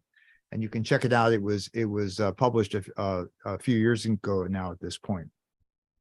So, you know, we're on the trail with the Webb telescope of finding these very earliest galaxies. The thing I didn't touch on is that those little blobs, the Webb telescope with its spectrometer has the ability to determine the composition, even across these billions of light years of distance. We can determine the composition of these very earliest galaxies. It's a very, very exciting time. And one last thing I want to mention, while we were kind of, you know, enjoying spring or early fall, depending on what part of the Earth we're at, you may not have realized this, but just within the last 2 weeks, astronomers have announced some new moons around Saturn, like 80 of them. Saturn now has 145 known moons. Most of them are only a kilometer or so across.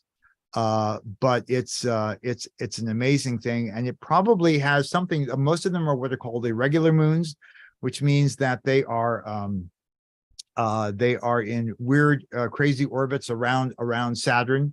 And the fact that there are so many of them, and a lot of them are in families, just like asteroids exist in families, probably suggests that there has been a collision or collisions within the Saturnian satellite system in the fairly recent past, within the last, you know, several million years or so. So Scott, that's about it for me. I hope you enjoyed that, and I'll turn it back to you. It's awesome. I love it. So some of the comments here, you know, the large scale you know, view of the universe. Tarek in UAE says it looks like brain network and cells connection. You know, isn't it interesting how, like, the mycelial network, our brain, our nervous system, and the universe at different scales kind of all look the same, you know? So, well, right. And this notion of this bubbly, you know, with lots of voids and strands and web-like structures sort of emerged in the 1980s. And just locally, you know, in our local groups of galaxies, and it apparently extends that way. By the way, that I showed at the end, that was a simulation. It was not an actual view of dark matter, because if it were a view of dark matter, it would be a Nobel Prize winning imaging, you know. But you know, it remains the case. Hubble revolutionized astronomy 30 years ago. And the Webb telescope is in the process of revolutionizing astronomy again. That's great. Awesome. Well, thank you very much, Kelly. And pleasure. Yep. Great to be back. Yep. Okay. So I noticed that Gary Palmer has popped in. He promised to maybe give us a couple of minutes of live views before we go straight over to Cesar Brollo. But Gary, do you have what's your skies like tonight? They're not too bad, thanks, Scott. Hi to everyone. Hope you're all well. We are running an M16 at the moment. We've got a mono rig up, so should be that one there. There we go. So it's running in S2 at the moment. We'll just run this. We don't get a lot of darkness now, so we're only on about 3 hours, 3.5 hours, something like that. And over the next month, that will dwindle down to about 2 hours here. So you're just having to grab a couple of hours here and a couple of hours there, and at the end of the month, put everything together and see what you've got. I did jump onto a couple of things before I came onto the show. So it put up Photoshop. That was solar from today, one of the sunspot groups. That's been quite dominant over the last 3-4 days, and also there is a supernova in the Siamese twins, which is just there. So I just managed to grab what was that? That was 9 shots. So it's just RGB. There is a color version there. There we go, and it's just in the middle there. So yeah. It is what it is. It's we're running on M16 for the rest of the evening just to try and grab some data, but there's certainly bits around at the moment. Okay. Well, Gary, thank you. We will we'll pop back in and check on you as we jump from speakers. Yeah, cool. So that's great. Thank you. Thank you. Okay, so up next is Cesar Brollo. And Cesar, I think, is out there on his patio. Cesar, are you with us?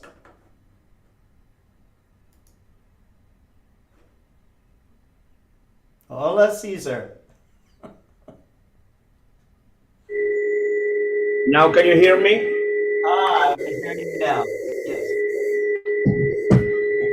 Hi. Kind of a high sound, though. We have. Noise. Can you hear me good? We can hear you, but there's a noise. Yes, I try using another microphone. The microphone of the computer maybe is too much for, you know. Let me check if I can the gain of the microphone. Okay. Now, for those of you who are watching, Yes, I can. I think that I can make a here. Put a less gain in the microphone. Oh yeah, I can tell it's getting better. Yeah, maybe it's okay now. A little bit less. Yes, here maybe. Can you hear me? It is better. Yeah, we hear you. Yes, yes. Well, now I have some clouds here, but as we are talking about the shining stars, I like to show to the audience real star shining and alive. And maybe for a nebula tonight, you can see the clouds in the sky. But Yes. Let me share with you, if it's possible, a live image of the jewel box, cluster in southern skies.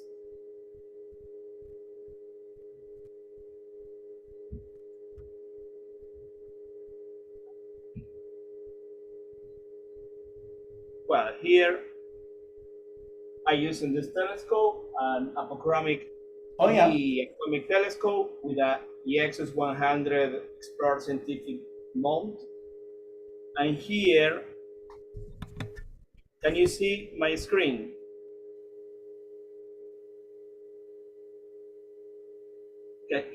Scott, can you see my screen? Yeah, I see your screen. Okay, sorry. And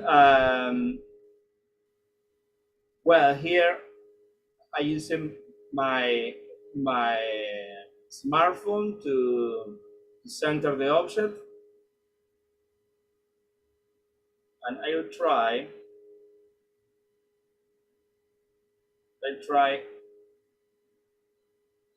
to put a little more exposure, because in this part of the sky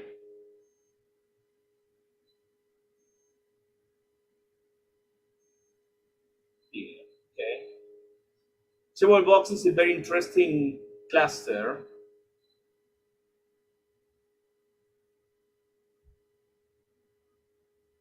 Let me here.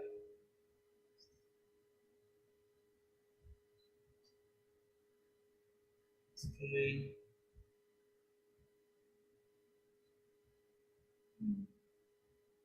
Okay. I try to put a little more of exposure to show more details, but it's like a little cloudy, you know, in each pose. But here you can see that it's a very rich part of the sky. There are continuing shottings of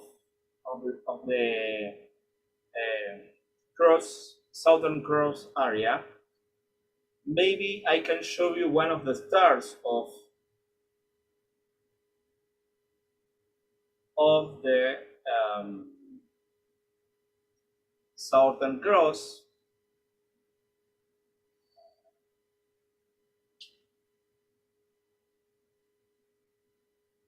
Obviously, each time that I move my telescope, you can see the star trails.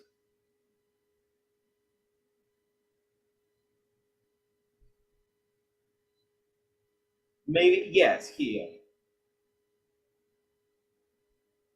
Look that. Here is, I try to show you a map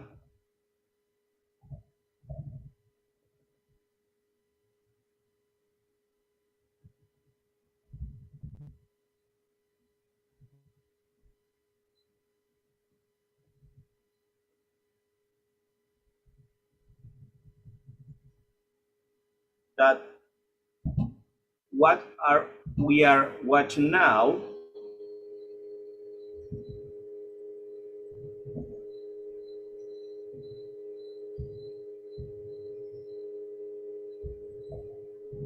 the stars that you are watching is Mimosa, and something that is very interesting in the field of view is that this star that we call the Ruby is a carbon star, very, very red, maybe one of the most red stars in the sky. Is DY Crucis, right, Cesar? Mimosa is, yes. I show you, I change to the stellarium map to show. It's a beautiful carbon star to observe. Yes, it's incredible, yes. Well, here, of course, that we need to change. We are here upside this single box, and here we are watching Mimosa, Big rocks. And this is the stars, the carbon stars. Yes, Nico, is a beautiful star that is very easy to watch. Let me show you sorry. Here I can now. Okay. Here we have the map now. Here, this is an opposite, of course, that we are watching Jebel box upside, and here we have big rocks and the carbon stars.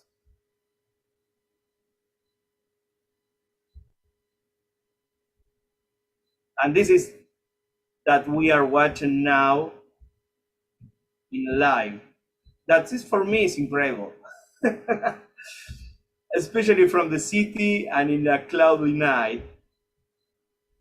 Never ever is something that for everyone that love the sky, something that say, okay, we are watching a live image with a small telescope. We are sharing the sky with the audience. Maybe sometimes you can, if I can change the gain of the camera, maybe you can compare, for example, something that maybe if I use my eyes to watch the sky now, this is the similar image that I can get with my eyes. For the audience, for people that never watched by telescope, or for us that we are immersed in the technology, sometimes it's great. Enjoy the real shine, the real bright of the sky, of the stars with our eyes, and you can see so red I'll center in the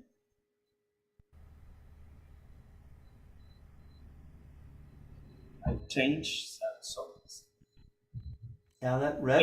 Yes, I'll put a more live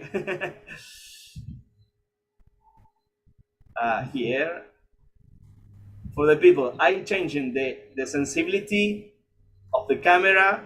I'm putting now you can see the clouds. The clouds. Yeah, check it out. You know that the both of that stars, the red one in the jewel box and DI cruises, Yes. Beta cruises, they are both carbon stars. There was really nice stars to observe. Exactly. You have two boats are the red one in the jewel box here and here the stars beside at the side of microbes are very red carbon stars. Amazing. You know, and when you slew the telescope slightly, you can really see the deep red color, you know? Yes, absolutely. Yeah. Yeah, you know, the exposure time does. Yes. I'm using now a more live exposure time. Here I'm using 655 milliseconds. Pretty short. I can change. And, you know, this is the telescope. You don't need more like this than this for a big field of view, easy to use, a mount that is very easy to drive with a cell phone. That really the beta version is the best version. Yes. I love it. It's So you're really controlling it with the Android phone right now. That's cool. Yes. It's something that really easy and get enjoy a lot of fun, and this is very interesting and something that where people watch the sky, the quantity of clouds, and the telescope in the same time.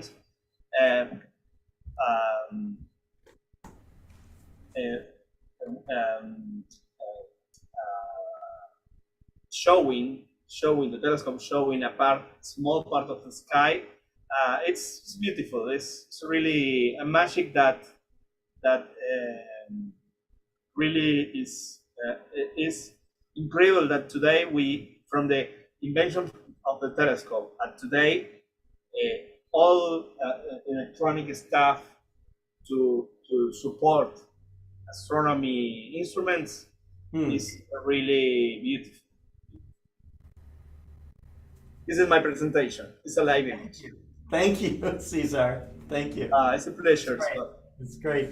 So it's not no matter the clouds. Great. Well, yeah, you're going through the clouds, so it's awesome. So yes, but you can sometimes you say what as many times we told that sometimes you have a clouds in the sky, but you need some fun, and you can use the telescope between the clouds. So many type of clouds don't be a problem for some type of object. Maybe it's not a knife to make astrophotography, but maybe you can enjoy live image like now.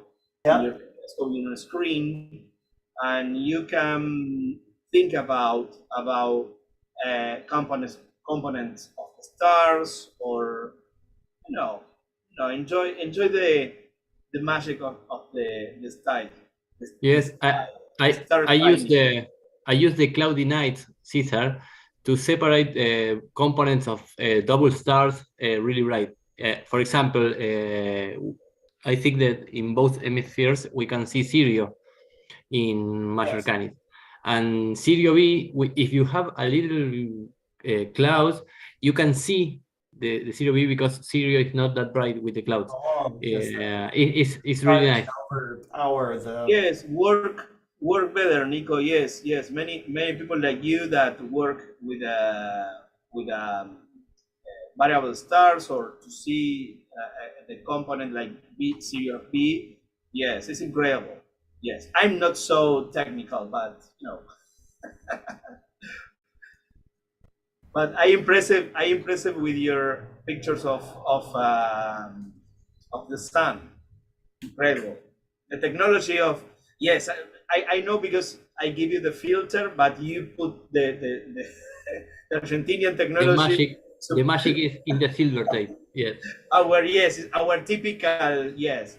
I never can imagine if someday we can go to the space, how it will be the suite of the astronauts, or you know, I'm a little scared about this. With tape.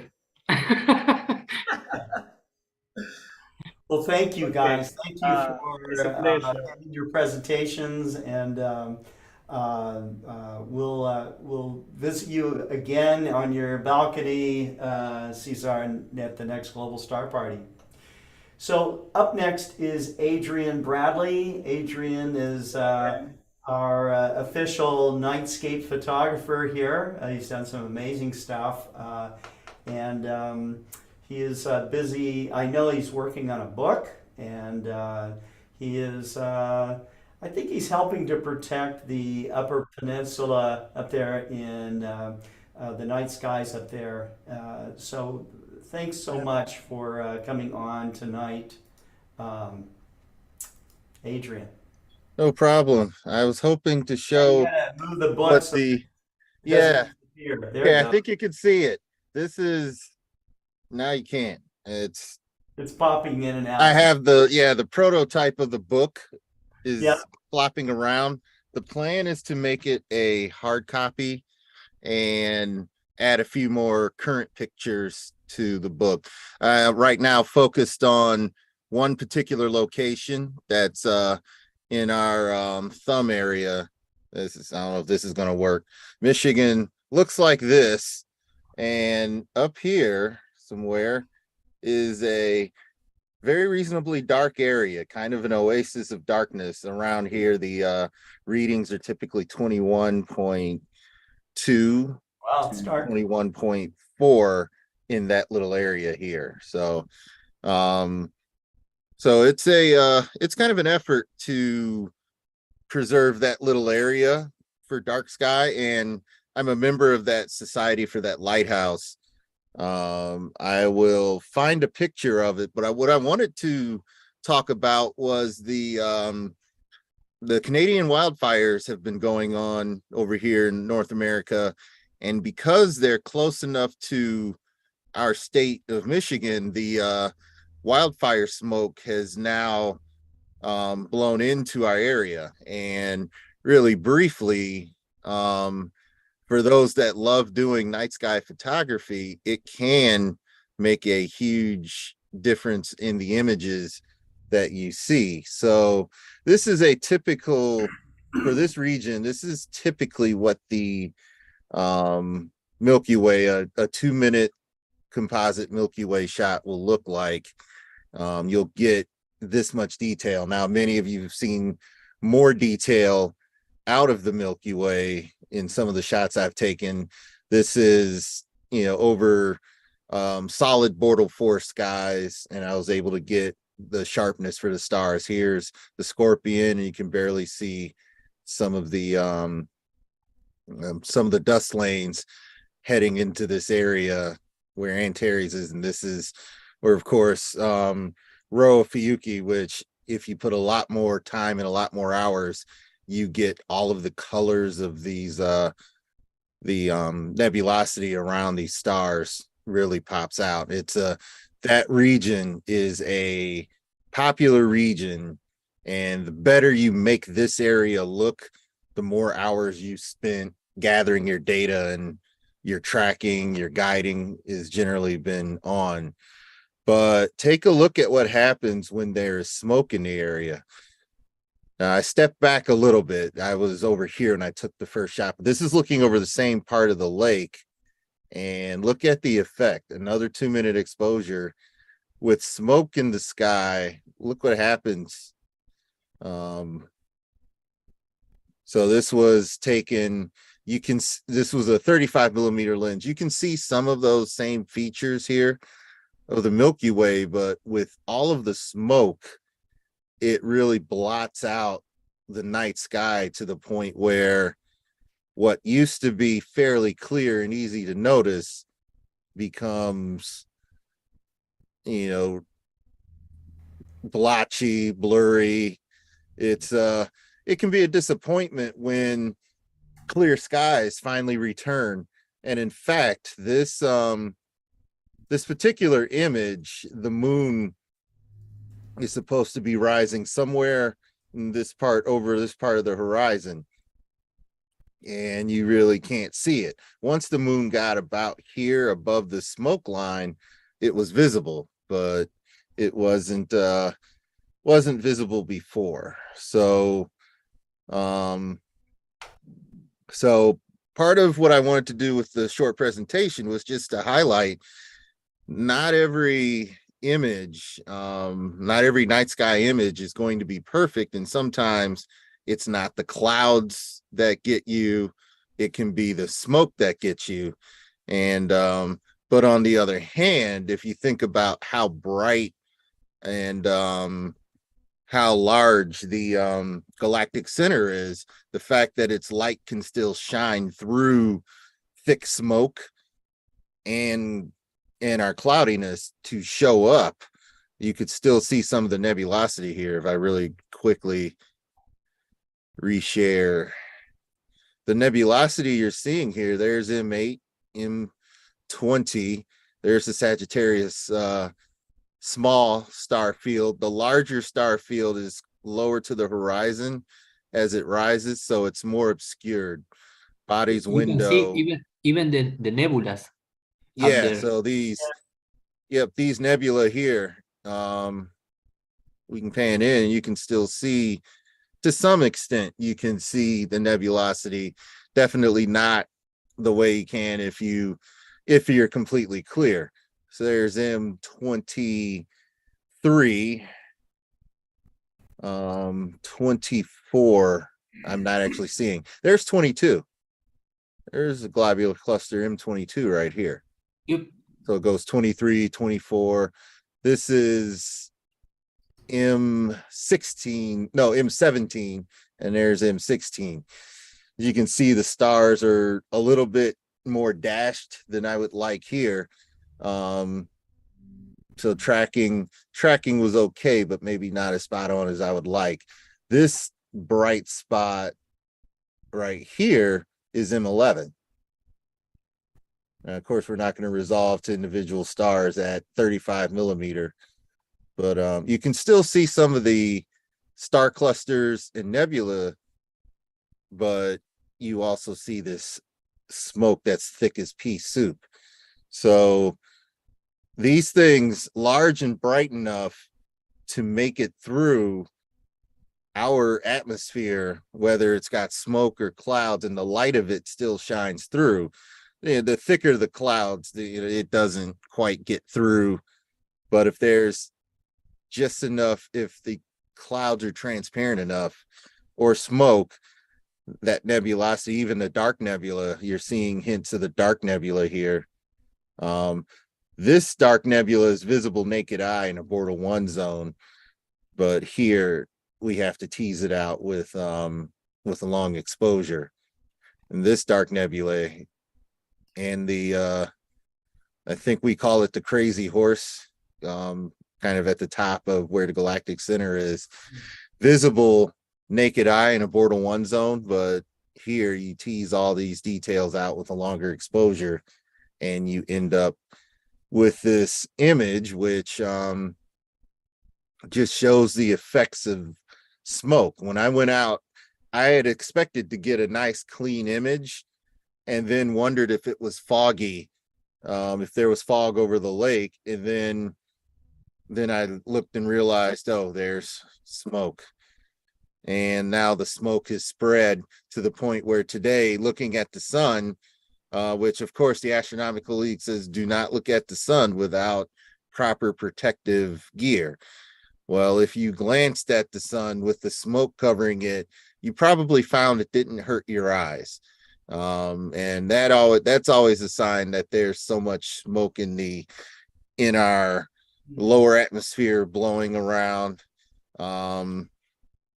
from the wildfires in Canada that it's actually blocking some of the sun's rays to the point where you view it. It looks like it does as it rises just over the horizon. So, but it's higher up in the horizon. It's maybe some 17 degrees off of the horizon. So we're enduring some smoke here in Michigan, at least Michigan, USA.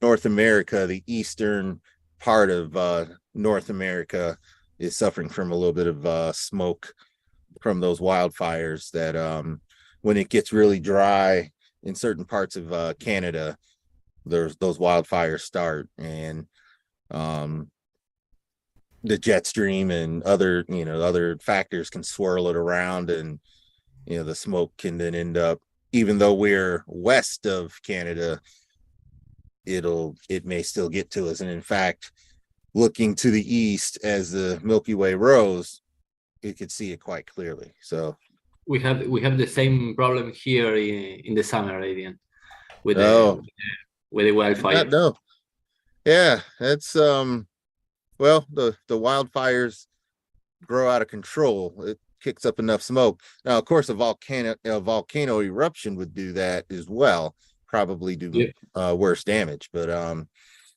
yeah, it takes maybe a couple of weeks.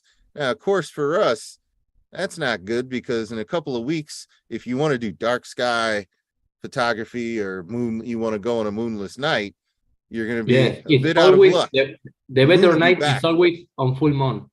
Always. Yeah, full moon, the smoke will clear. So so more full moon photography is in your future when that happens. You were saying about the sun when it is low in the horizon, and if there is a smoke or maybe clouds. With clouds, you can even see some big sunspots at the naked eye. Yeah, and but with the smoke, it really dulls and it changes the color of the appearance of the sun to where the reds are redder, I guess is a good way to put it. Smoke acts like a huge filter, and but I have to repeat, those of you watching Global Star Party, we do not consider it safe to look at the sun naked eye at any time. Either the moon covers it. You get in trouble if you encourage, well, go look at the sun. If the smoke is covering it, just look right at it. We will not take responsibility. And never with a scope or binoculars or anything. We will not take responsibility, because even if there's too thin a layer of smoke, maybe there's clouds and smoke. If the sun comes out from beyond the clouds and starts to shine again, you're risking your eye health, or I guess your eyesight. So it's not a very wise thing. You may notice it, and if you can still see afterwards, that's great, but I wouldn't risk it much further. You'll notice the differences in the color of the sky because of the smoke, but that's chalk it up as one quick observation and move on. And again, I really do not recommend looking at long periods of time at the sun if you happen to notice that it seems less bright than usual. It's still the sun. It can still be dangerous to your eyesight because of how bright it is. Now, segue into the eclipses, the annular eclipse coming up in North America. Do not look at the sun through anything but the eclipse glasses, because the sun will not be completely covered. There'll be a ring of fire.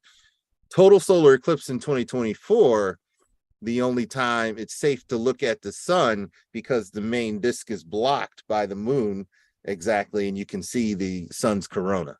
Yeah, and you So- have maybe 1 minute or at most. Yeah, well, know exactly how long totality will be, because a few seconds before it's over, it's time to put on the glasses, because Yes, you it have only takes a sliver of sunlight. that ring light is. Yeah, and once you Yeah. see the You diamond can ring, take you know, any you risk. Yep, you see the can't diamond observe it ring, just for that moment, and then you got to get you got to get away, So that's right. glasses on, don't look, because your eyes will be dark adapted. Some will, I mean, some it takes longer to dark adapt, but the eyes are going to start to dark adapt.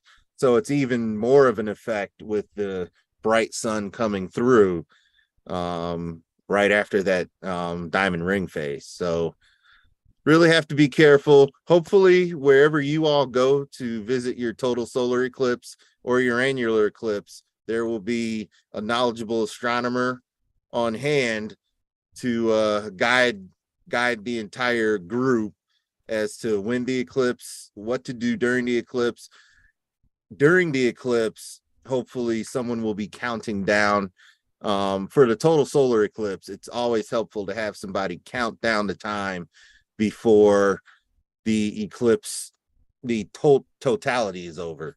And that way you know to turn away. When he gets to 3, 2, start turning away. So Yep. that's it, Scott. I'm turning it over back to you. I have to take off. I see Gary Palmer there. Always great to see your images when they come out. Nico the Hammer, Cesar, Maxi, who has turned off his camera, and Glenn, thank you for hopping on. As always, I do have to take off. I had a long day. Unfortunately, my stepfather had passed earlier last week, and we had to take care of some family business today. We laid him to rest. So Sorry to hear that, Adrian. yeah, we got through it, and one I can use this to say, well, one way to deal with the loss of loved ones, or even if there was some contention, as it was, my stepfather had his ornery moments, but he also could be very, very kind. And one way to manage that is, regardless of belief, looking up at the stars in the sky helps you to gain a perspective on, life on Earth is a precious thing. However it was created, however you believe it came about, even the Catholics understand stardust. So it's and I am one. So be kind to one another and keep looking up. Keep though we're doing outreach. It's for astronomy is greater than just one person who is that pulls out great images.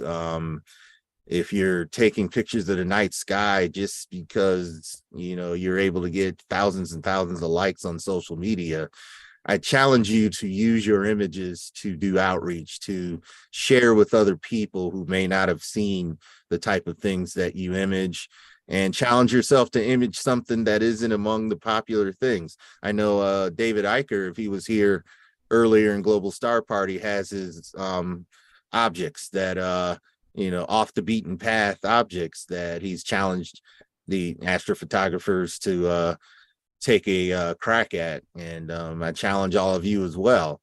Don't just sit by on your equipment and your laurels. Go out there and share what you've got with the world, not just for the glory of being a great astrophotographer. We've got a lot of those, but help the rest of be a part of the outreach efforts to show the rest of the world what's really out there. That's right. And so that I don't continue to preach, I better turn it over to you, Scott. But I wanted to get that, I want to get that message out. Yeah, no, as someone who's submitted images for different Yep. things, and now submitting them using them for outreach is the most rewarding thing for me. That's right. And so that's all right. I'm gonna go on mute now. Thank you all for listening, those of you watching. Thank you, Adrian. Take care. Yeah. Take care, everyone, and take care of each other. All right, so we are going to go Excellent. over to Gary Plummer in the UK, who's running his telescope with live views tonight. Hi, Scott. How are you? Good, good. Thanks for doing this. No, it's fine. I'm still running on the same target at the moment. So I'm still running on M16. It is a bit dark because it's in we're in 03 at the moment. So on the mono camera. But over the last couple of days, I've been capturing some of the other images. So if I switch over to this screen, this was just a 5-minute shot. It was just a test shot. Just playing around, really, seeing what we could come up with off of different equipment. We've also got some on the Crescent Nebula on the same system that we're using now, so we've been capturing that.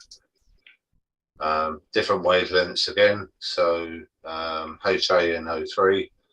And this was the beginning part of what we're running tonight, M16, the Eagle Nebula. This is in HA, so quite a lot to process up over the next couple of weeks as we gradually capture the images. But some of these new filters that are coming out, let me just drop these down because I lost that one. Where are we? Some of these new filters, these dual band filters that are coming out are very good. This one's using the new IMAA tri-band filter. Let me just move these out of the way. So considering that's just a 5-minute shot, one of the things that I like with this filter is that it gives you nice style color and it gives you blue in the image. Most color cameras give you a real residual green because of the Bayer matrix on them. So when this is processed up, we can already see the blues in the edges of the stars there. So these images, when they go together, are coming out quite nice off of this filter. Certainly one to have a good play around with. You can also image galaxies with this filter, which is quite unusual for these dual and tri-band filters. So it's certainly worth a look at, and it's not that expensive. Over here, I think they're around £200 for the 2-inch filter. So it's not a lot of money at all. But apart from that, not a lot else is new. It's just nice to get a couple of clear nights because we've not been getting any clear nights. It's been quite poor over the last couple of months, certainly in the winter season. So it looks like it's gradually changing now. And look forward to imaging some of the summer targets, which would be quite nice. Wonderful, wonderful. Now, Gary, the last time I saw you was at Northeast Astronomy Forum. Yep. You were there showing a system with a bunch of different solar cameras on that. What can you tell us about that setup? So that's the Rotarian solar filter. I do have one, if you give me a second. Yeah. Move a couple of things around.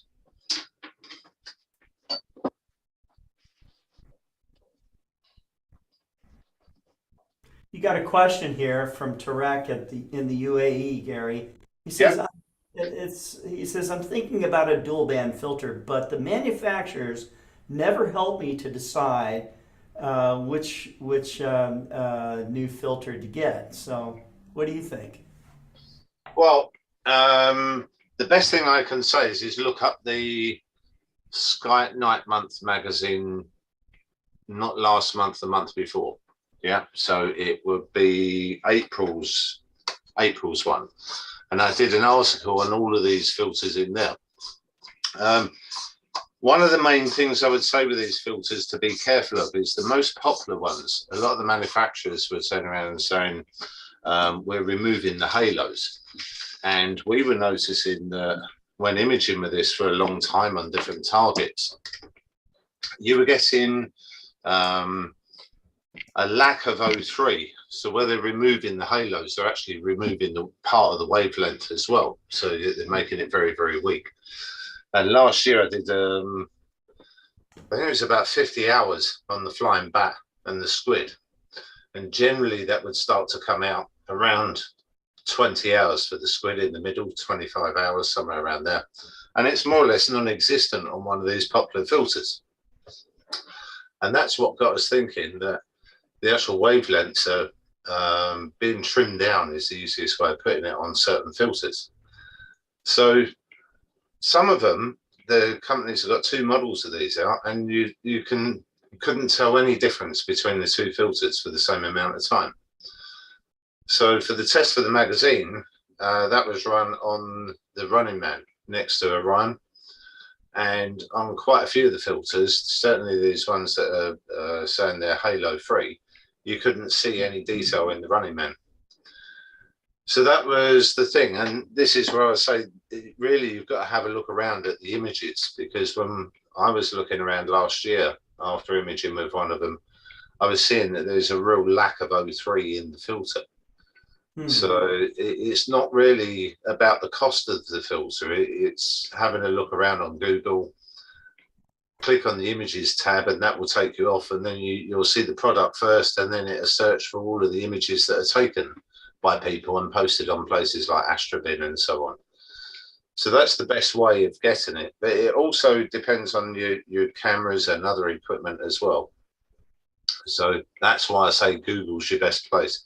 But for a cheap filter that does nebula and galaxies, I would certainly recommend that Antlia tri-band RGB filter. They've done a lot of magical work with that. Even I'm struggling to work out how they've got the coatings onto the filter, but it gives a really nice balance. So back to the solar product. We did have this on a show a while back. This is yeah. Look at this thing. Solar Rotarium. So it holds 4 quarks in it. And effectively, this rotates around. So we can image all 4 wavelengths in one go without taking them off. Because the biggest problem is if you want to align all your images, it takes you quite a while when you remove a quark to then put one back in, align all the camera up and everything else. And quite often in that time, something's changed. So something in the structural region that you're looking at will have changed. So the idea behind this was an idea we came up with at NEAF the last time in 2019. So we sort of sat down with a few scraps of paper and different other bits as you do at these events and come up with an idea. And we've had it on test here for probably a year now, just over a year since the first prototype came along. There's one of these running now in Spain at the moment. We've had that out there for a year. That's producing really nice images, and it's now available. So if you go on the company over here, First Light Optics, they're selling them, and I think Woodland Hills might be doing it out in the US at some point, but I can't be 100% on that. Quaternion device. Okay. So the idea behind it, eventually what we'll be doing is putting another unit. So this unit's going to change or be optional to change on the top. And then we're going to be able to change cameras as well. So you'll be able to mount 2 or 3 cameras on the top there. The idea behind that is different conditions on different days. So one day it's really clear and you want to be really close to the sun, and another day the atmosphere is a little bit poorer. So we want to be able to drop back, and we can use the camera for that. So the system we're using in Spain at the moment, Icarus Remote Observatory, is remote. There's nobody there. We log on to that each day. We can open the roof and away we go. So we don't have the option of running out there and suddenly changing something when the weather's a bit poorer. The idea is now is to use the cameras to change to more acceptable for the different seeing conditions. But people can also start buying time on that. So that system is up and fully running now. So people will be able to go on to that system and buy time on there. And I think it's one of the only sort of amateur systems that you can jump onto and get time on image in the sun in all the different wavelengths. There's not a lot of systems around like it. Excellent. Excellent. There you go. Great. So Cool. when will we see you? What event can you expect? There's not a lot of events in the UK. The other large one that's later in the year that's been moved off because of, I think they're doing maintenance work on the building. So the International Astronomy Show has been moved off. I did see this week that Daystar are holding another event, which is where we met quite probably 8 years ago. So they're holding another event in September. So we'll probably be heading out that way at some point. Okay. All right. Cool. Well, thank you for coming on to Global Star Party. We have, I have like a video. Let's see who else might be here with us. I have a video that it's actually a series of videos that NASA has distributed. There is no other audio except for this incredible music, this original score, and they're gonna take us through a little voyage through the universe here. So let me play this. I think you might enjoy it. Here we go.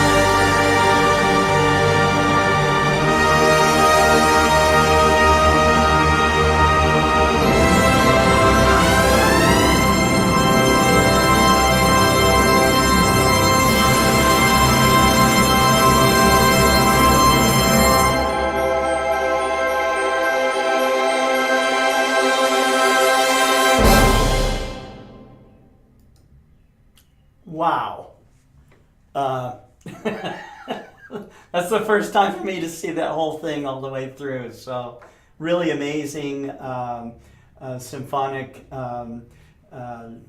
works and incredible imagery and visualizations from NASA.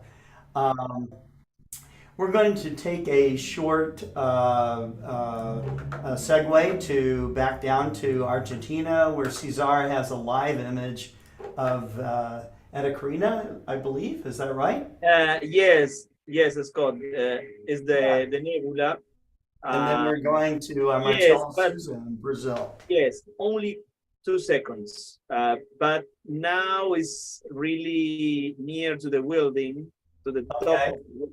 But only show you. Okay. Because the idea of something so live. Well, now I think that let me show you. This is incredible. Right. Yeah. State nebula. That's Yeah. right. Come on. This sometimes this particular image of NGC objects near to the city buildings. Oh yeah, but look at all the stars. Yes, this is something. Unfortunately, That's what the theme of our nebula is program here. Starshine. But yes, you can see many stars, and this is the part of the rooftop of the building, because we are watching. This is something that the scale of the things and the quantity of stars are incredible. Yes, early when I write, I was watching part of the nebula. Maybe you can see that I'm using no more than 600 milliseconds, half seconds of exposure, but this part of the sky is so rich. Yes. Full of stars in the area of Carina constellation, and mixing with a roof top of a building is something that it's really weird, or really I don't know the adjective for that. Yeah, rare. It's rare. Yes. That's right. Yes, because you cannot see this. I don't think you can see this with your own eyes from the rooftop of your building Yes. in the middle of the city. But with a relatively affordable camera and the sensitive of the camera today the are IXOS incredible. 100 and a easy to obtain telescope. You can do this. Yeah. I don't. How long does it take you to set this up, Cesar? Sorry, you asked me? How long does it take you to get everything set up and tracking and Nothing, because when I suppose today earlier that my presentation, it will be 1 hour ahead, right? And I had only 15 minutes to prepare all. Get everything ready. Wow. Yes, Okay. yes. My family watched me say, okay, you have problems because you are really, yes, I need to be fast because I know that I'm going to leave now. In 15 minutes, you have this.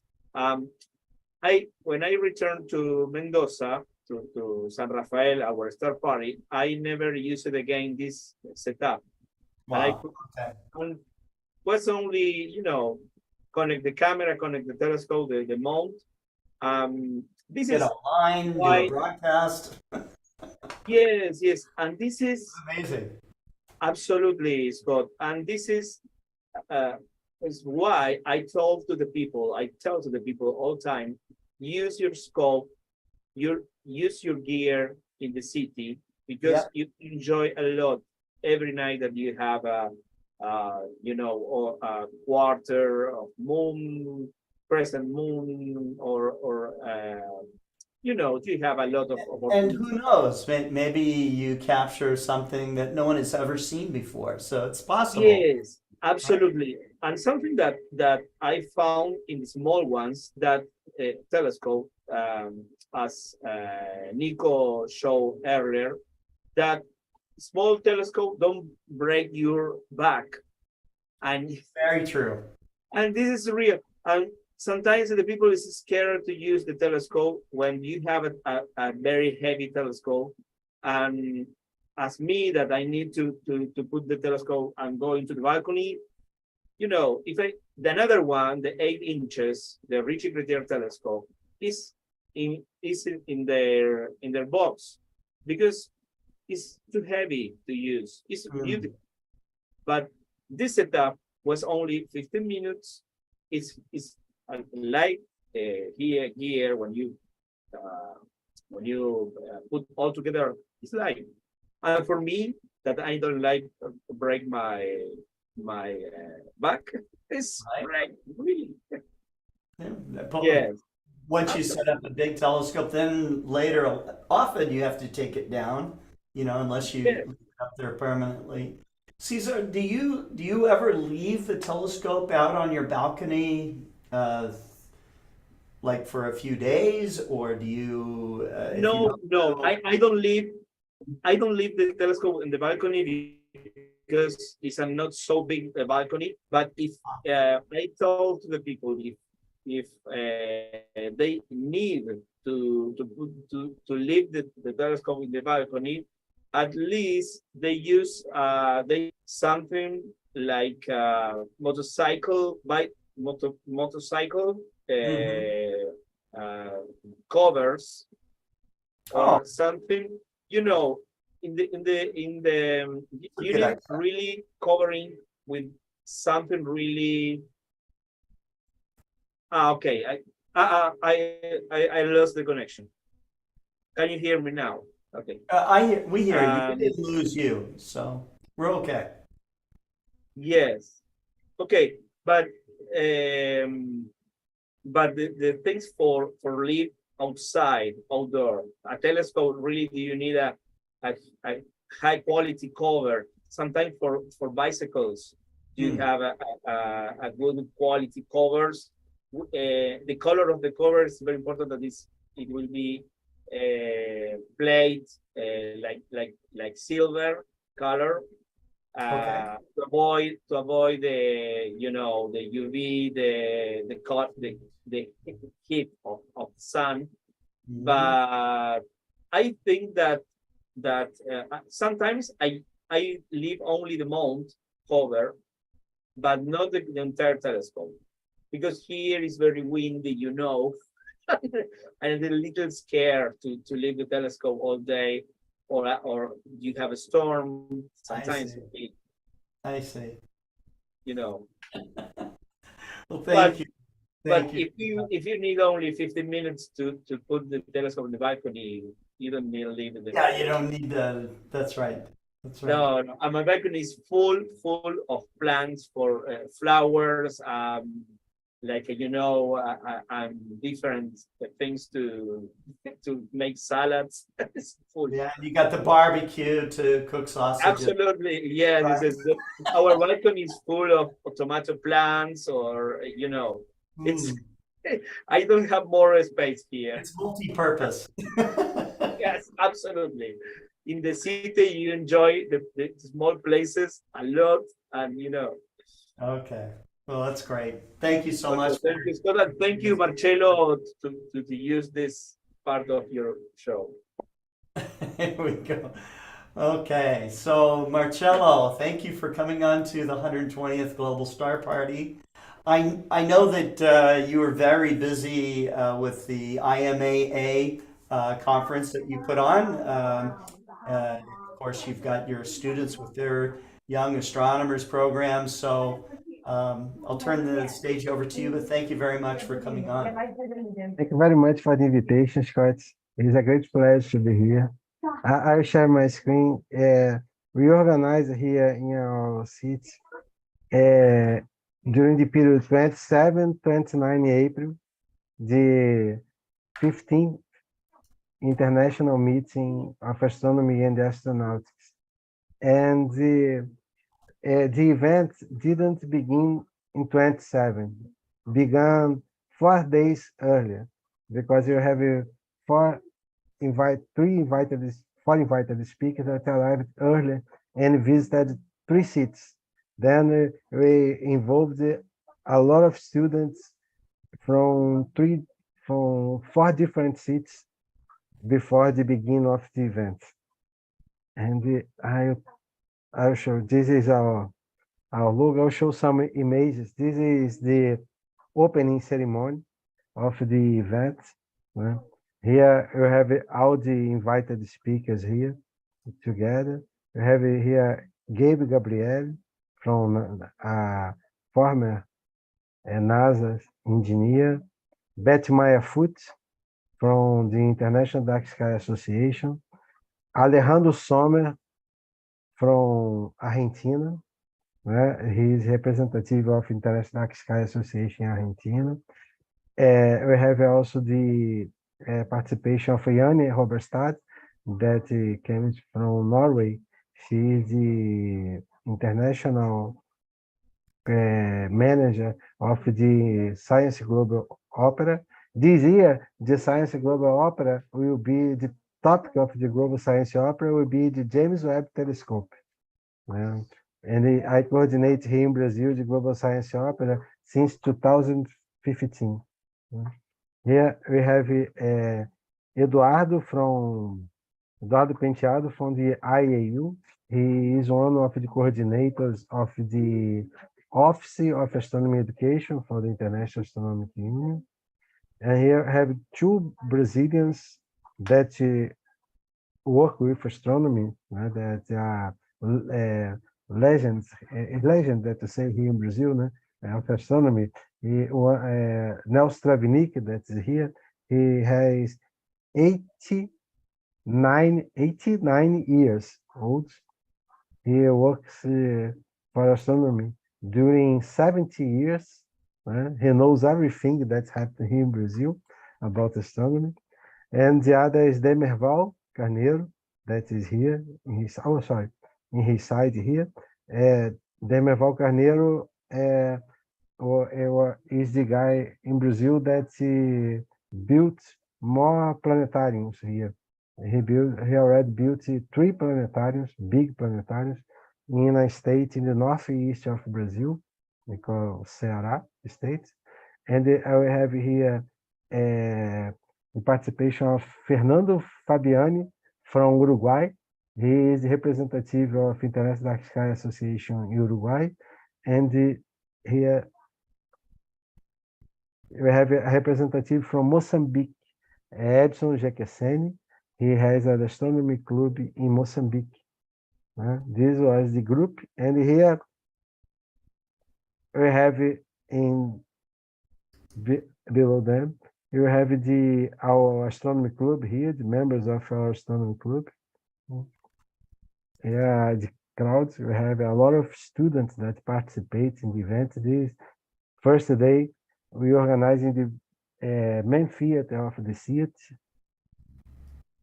This is an image of the group that participate in this day, the first day of the events.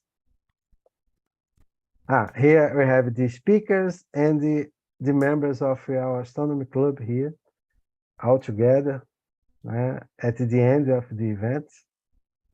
It's a small group. Our group is a small group, but it was possible to organize this event. There are a lot of people that participate. This is the second day of the event. I had many people involved.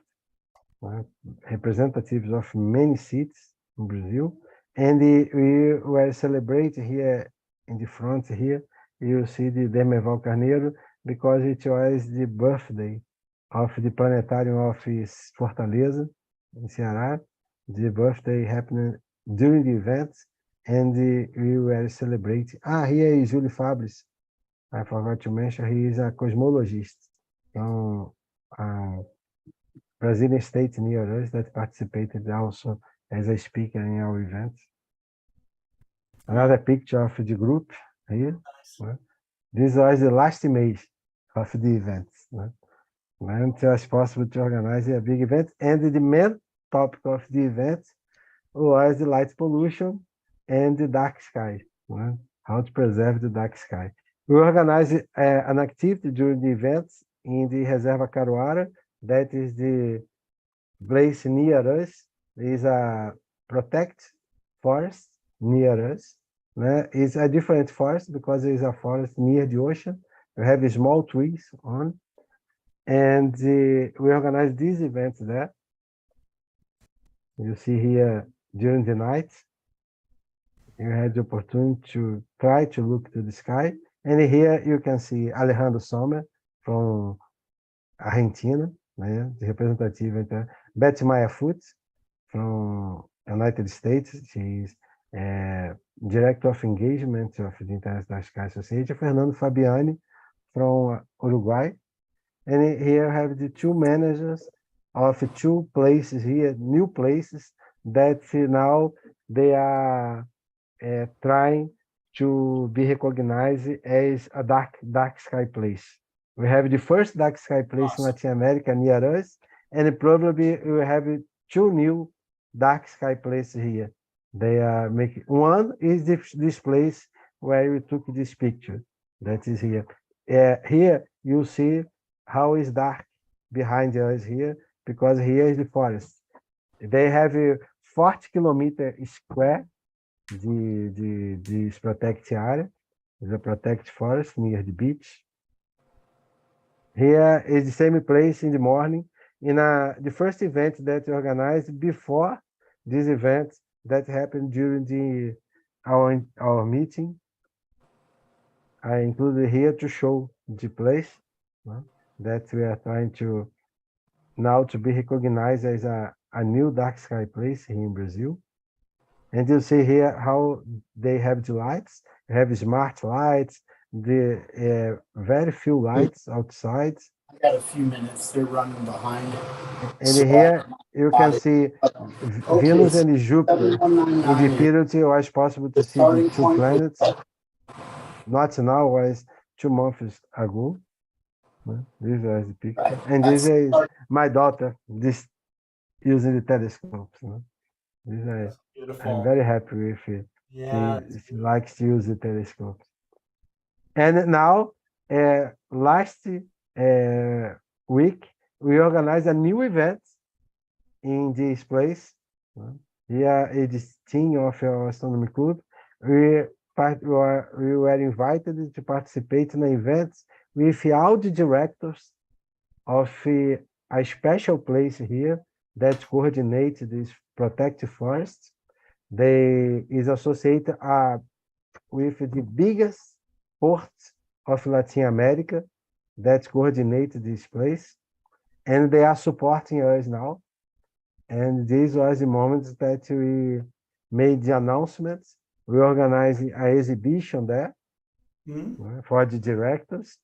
You see the directors of the company, and they organize an exhibition, and you have our telescopes and a lot of things, and it was an opportunity to announce this fantastic new partnership that we have with this company now. And this Friday we will have a new event there. Then we have 2 new events per month, at least 2 events per month in this place. And now we have news about Saturn, before I forget. Jupiter was a planet with more moons, 95 moons. That was announced 3 months ago or 4 months ago. Now everything changed because they announced the discovery of more 62 moons to Saturn. Now Saturn has 124 moons. Wow. Confirmed. but the group that made the discovery announced that they will announce more 21 moons. Then Saturn will have 145 moons. Wow. They announced 83 new moons. 83 new moons. Wow. But until now, the count is that we have Saturn has 124. The new 21, some places in internet already include, but it's not official. But I think that 1 week or more time it will be announced, it will be included all the references in internet that Saturn has 145 new moons. So if Now, you have any old books on Saturn, you're going to have to throw them away and get new ones that have Yes.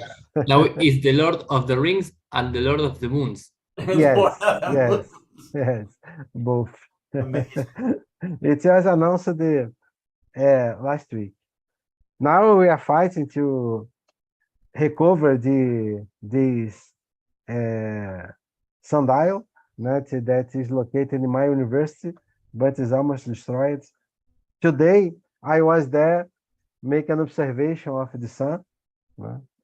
This telescope was donated by Stephen Hamilton to us, and here is we are trying now to take picture of the sun.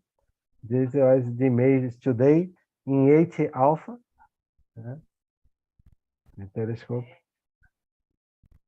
and the sun was not so active today. And now we will begin to build analematic sundials here, preparing for the observation of the eclipse in October 14th. Here will be partial, but we want. Here is the information about the eclipse here. For us, it will be partial here in our city. It's not an annular. Annular will be only in the north region of Brazil. Here is the path of the eclipse, and here is the path here in Brazil. And then we will cross the state of Amazonas, Pará, Maranhão, Piauí, Ceará e Paraíba. 5 Brazilian states. But here we can see a partial eclipse. It will be like this. We have almost less than 50% that we cover. But we have glasses now to give to the population. We already have 3,500 glasses to give to the population. We are looking for more until the day of the eclipse. And this is important because another one for us will be only in 2027, near us. Near us. Will be in the ocean near us here. And for us here will be almost 90%. Will be partial, almost 90%. Here in the United States, we have 2, one in 2023, another in 2024. That will be fantastic for the people that live in the United States. Then is this, Schwartz. This is what I love we it. organize. And we are planning new activities. Let's see, because we're having many results from the meeting now. And many people here is talking about how to protect the dark sky. Many groups in Brazil are talking about this. Then for us, it will be an opportunity to popularize here the protection of the dark skies. And maybe soon we will have 2 new dark sky places here. Thank you very much, Scott, for the opportunity. That's Thank great. you very much. That's great. So I had a question for you, Marcelo. Okay. You've been doing these programs, this international meeting this was the 15th edition of this. What kind of impact has this had on the society with the people in Brazil? or maybe Ah, South America? What is the impact? What's happening? What are the benefits? here in our region, a lot of people now is involved with astronomy. I have a group of astronomy here. We coordinate groups of astronomy in 6 cities now near us. Then we have many groups. I received information that 2 schools now also begin groups of astronomy in the schools. Wow. This is the results near us, because we have the TV here cover we have 2 big channels of Brazilian TV here in our region. They cover the events, and the population here in this region where we live, that involves almost 3 million people here that live in this region, including the old cities. They follow everything that happens. We have the participation of students from these cities that came here, and they also the 40 speakers visited these cities also before the events. Then we had the small events in 3 cities before our events. Then this time we have a lot of people involved, and with the results that we had as the recognition of the dark sky park, we had published in the cover of the main Brazilian newspaper, the announcement of the discovery in Sunday. That is the day that people buy the newspaper here. More people buy. Then something that we have 2 reports in a weekly magazine here in Brazil about the dark sky parks. Wow. Then now having many supports here, and this what happens here. Groups from another places in Brazil knows what's happening. Then I received many messages from different places here in Brazil, asking about how to have a dark sky places there.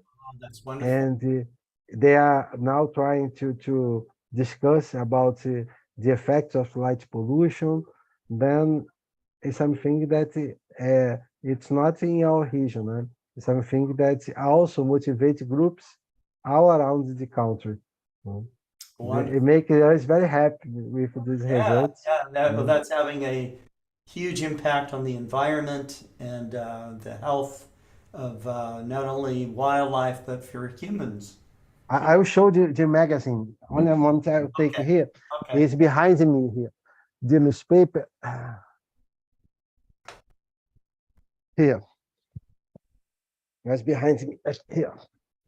Here is the cover of the newspaper. Wow, nice. The cover of the newspaper, the Sunday newspaper, was the recognition of the dark sky park here. Congratulations. It was the cover of this is the biggest Brazilian newspaper. And it was great. Congratulations. Congratulations. It was the cover, the Sunday edition. These are 2 Brazilians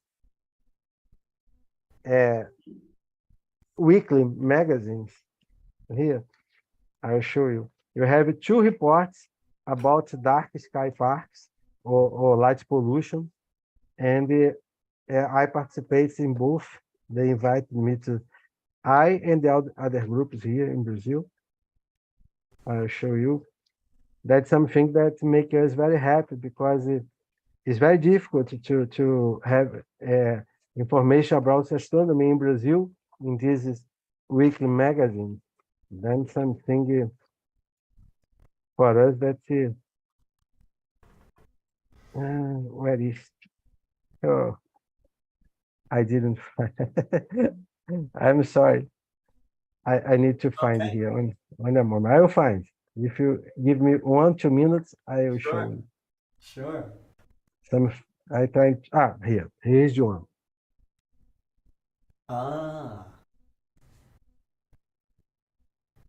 Oh yeah.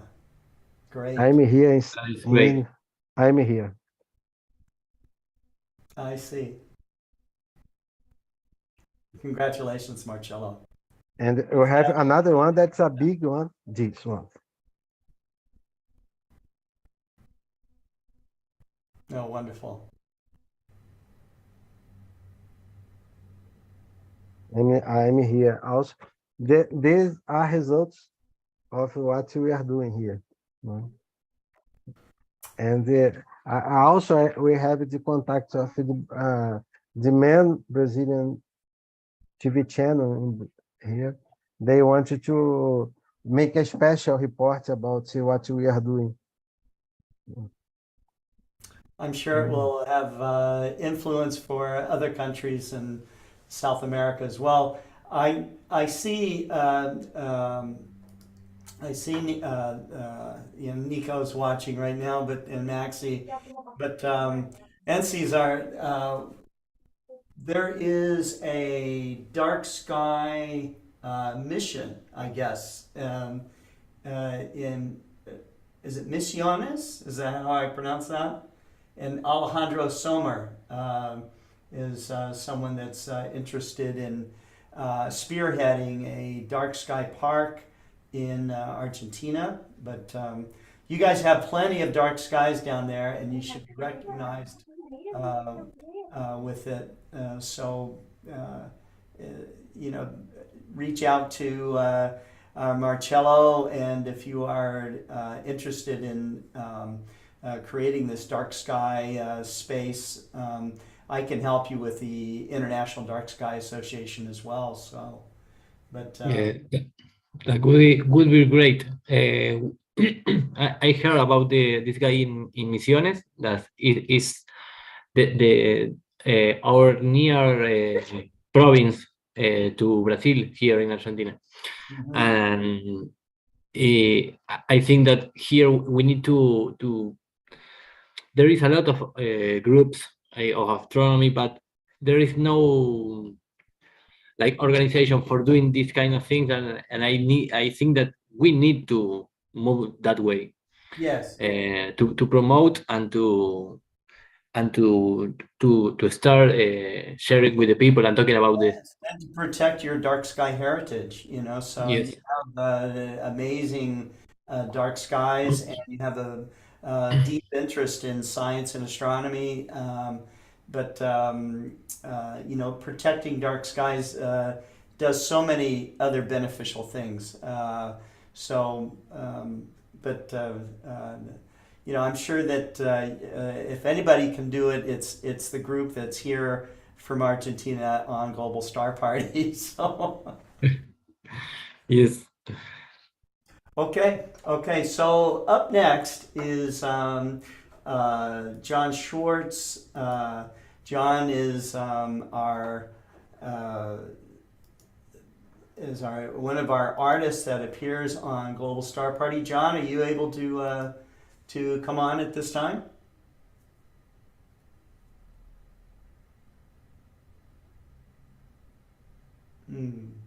I know he's here, so okay. I tell you what we'll do. I have another short video. This is on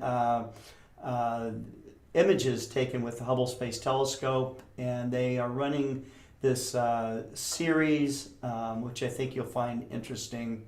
But this is about Arendelle and the gravitational lensing that occurs. So let's play this.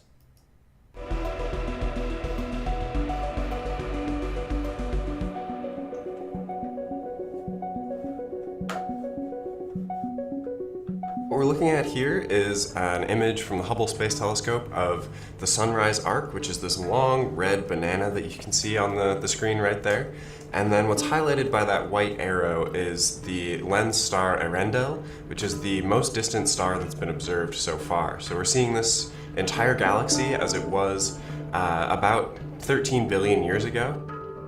This particular discovery was thanks to gravitational lensing. So what you can kind of see in the background here with all these sort of yellowish galaxies, those are all galaxies that are part of a galaxy cluster. And this galaxy cluster is a very massive object that actually bends the space-time around it. And as the light from this distant galaxy passes through that distorted space-time, it gets magnified and stretched out into this long arc that we see. Because of exactly where all these galaxies are, there is a peak right here, right on this point, where the magnification starts to skyrocket. So it starts to become an incredibly high magnification just right in that spot, and that's how we're able to see this one star. Original image looks like this. So this is where you can see, all of these sort of fuzzy yellow galaxies around here form a pretty clear cluster. You can still kind of see this faint red arc down here at the bottom. And that was what piqued our interest originally. Anything that's that red is going to be at a very high redshift, which means it's very early in the universe. So that was kind of why we first got interested. You can also see just kind of how long this object is. So this is the longest lensed arc that we've seen at redshift 6 or above. So that's within the first billion years of the universe. And it kind of opens the door to looking at the very first generation of stars. So very first stars would form a few 100 million years, maybe 1 to 300 million years after the Big Bang is kind of that ballpark. So this kind of gives us a foot in that door that gives us a really good chance to continue to discover more of these objects and hopefully push that boundary a little bit further and really get a chance to find one of the very first generation stars.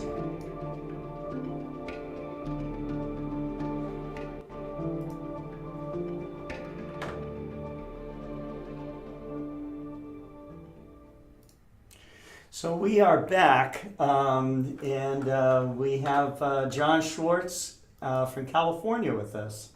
John, you are muted. You are still muted. Can you hear me, Scotty? Do you I read? hear you now. Okay. So I can see that you're at the, looks like the 60-inch at Mount Wilson here tonight. Yes, I'm back again. It's my favorite, one of my favorite telescopes. Let me show you. Oh, yeah. Yeah. It's kind of hazy tonight, but you know what? I'm with the 60. Can't be all bad there. That's right. Well, I'm going to turn it over to you. You have the stage, John. I do. Yep. So tonight's topic is a good one. Stars are very important. There's a little bit of a star in every one of us. And everything that we have is created from a star. So let me get started. Started. I'm trying to get off to a good start here. I actually was finally able to share. Now let's see if this is going to work. This is a first. Okay.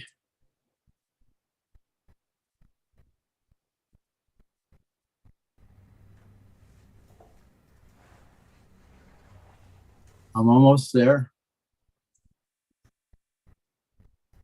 Houston, we are in. Yeah. Okay. But it's not where I was supposed to be. Hang on, let me go back again. All right, one more time. So how's the evening going? What was there some good Great. subject? We've had some great speakers. Of course, you included. But we started off our evening with David Levy. Don Knabb from the Astronomical League was on talking about the 3 leaps of the Gazelle, which are these 3 asterisms that I'd never heard of before, and David Levy had never heard of before. So I think it was all new to all of us, but it's so cool. We're back. Yep, there you are. Okay. The learning curve is a great thing. So this is me at Wilson at another trip, hot summer night, getting amazing views.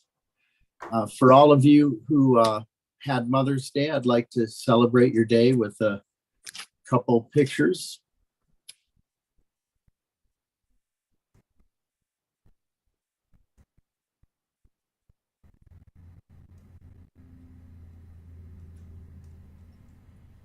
Happy Mother's Day. Yeah. That's a flower in a heart shape that grew, and I did a little extra painting there. Okay, we're almost back. New operating system, but now we're there. So the sun is still very, very active, as you see. There's been some amazing sketches on cloudy nights. The flares have been really going off.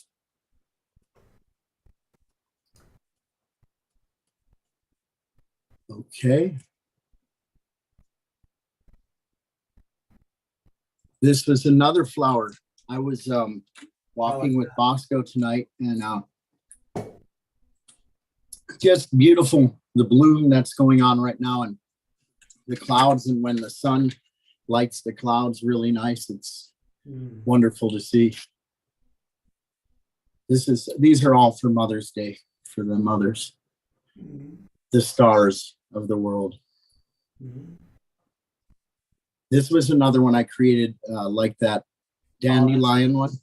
Yeah. So, you know, like flowers in clusters, they kind of group together. Sometimes you'll see flower patches and there's just certain ones that clump together and stand out. There's stars in almost every galaxy that we have. This is a real nice galaxy called M101, the Pinwheel Galaxy. It's a grand spiral face on. So this was actually a sketch using Merco's 32-inch. You can see there's a couple H2 regions. And just think how many billions of stars are in every galaxy that formed. I mean, there's so many stars. There's stars in our Milky Way. When you look up in the summer Milky Way, you can see so many little clumps of glowing hydrogen. Those are basically clouds that the stars are born in. And sometimes they create different types of nebula. But our summer Milky Way, that's what you see. And then if you scroll through that, you'll see the Swan Nebula, M17. This is a IP sketch, and then further done working with the Procreate. It's one of my favorites. The Eagle Nebula, stars are forming in there too. The pillars of creation. This is what it would look like if you were looking through the 32-inch or the 28 in clear, dark, transparent skies, where you could see real good detail in the dark matter. So that's a real fun one. My dog made it in. If you look at the little guy right there, that's my dog making another cameo, Bosco. He's a photo bomber. We're at Wilson, so I thought I'd show you an eyepiece view of M13, globular cluster in Hercules. This one is so big in the 60-inch that you can only get like a half of it, maybe. It's an amazing view, though. Notice all the red stars. Those are much older stars. So that cluster's been here a long, long time.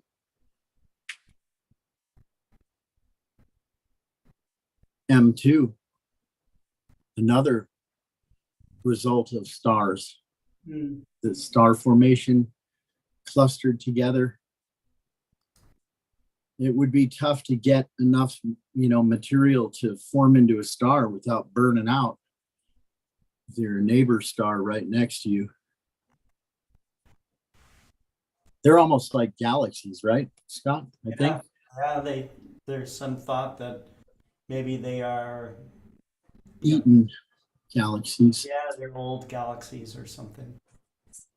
So this was some of the oldest stars in the universe. How's Adrian? I missed Adrian. He's good. Yeah, he's good. So this is a Comet Neowise, another sketch. You know, they form from the death of stars. When the stars blow up and die, there's a lot of stuff left over. Or even in the star formation, they create and they make, you know, the inner solar system and the Oort cloud and all the everything in there. All the elements of life are formed there. Even constellations, Cygnus. I was looking through the Leicas. They're real crisp and color really transmits nicely. So I tried to replicate the colors of the stars. It's kind of a neat one. Looks like a cross. Orion. We've seen this one before in the clouds. Even the clouds, all the water was probably brought here from, a lot of it from comets, and probably the volcanic active regions put a lot in there. Remember this one, Scott? You can see the Orion Nebula.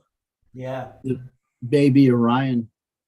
There's where all the stars are being born, right in the center. Yeah. Jupiter, the gas left over from the formation of the solar system. It's could have been a star. If it got more matter, probably would have been a brown dwarf, maybe. But it's extremely hot in there, and I think a lot of that drives the storms. Yeah, it gives off more heat than it receives from the sun. Boy, could you imagine being that close and feeling the tug of the, like Io is basically getting melted from friction of just warping. Saturn. This is a good one. So you see the white clouds on the bottom? Yeah. We were at Mount Pinos one night and there was like a major shootout. We were all seeing who had the best view.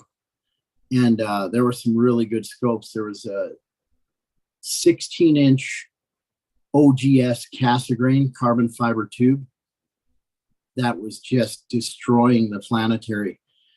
And my 28 was giving me a little bit of trouble because the aperture, you know, the seeing. So I put on off aperture mask on there. And when I did, I was like blown away. And I put the bino viewers in, so it cut the light way down.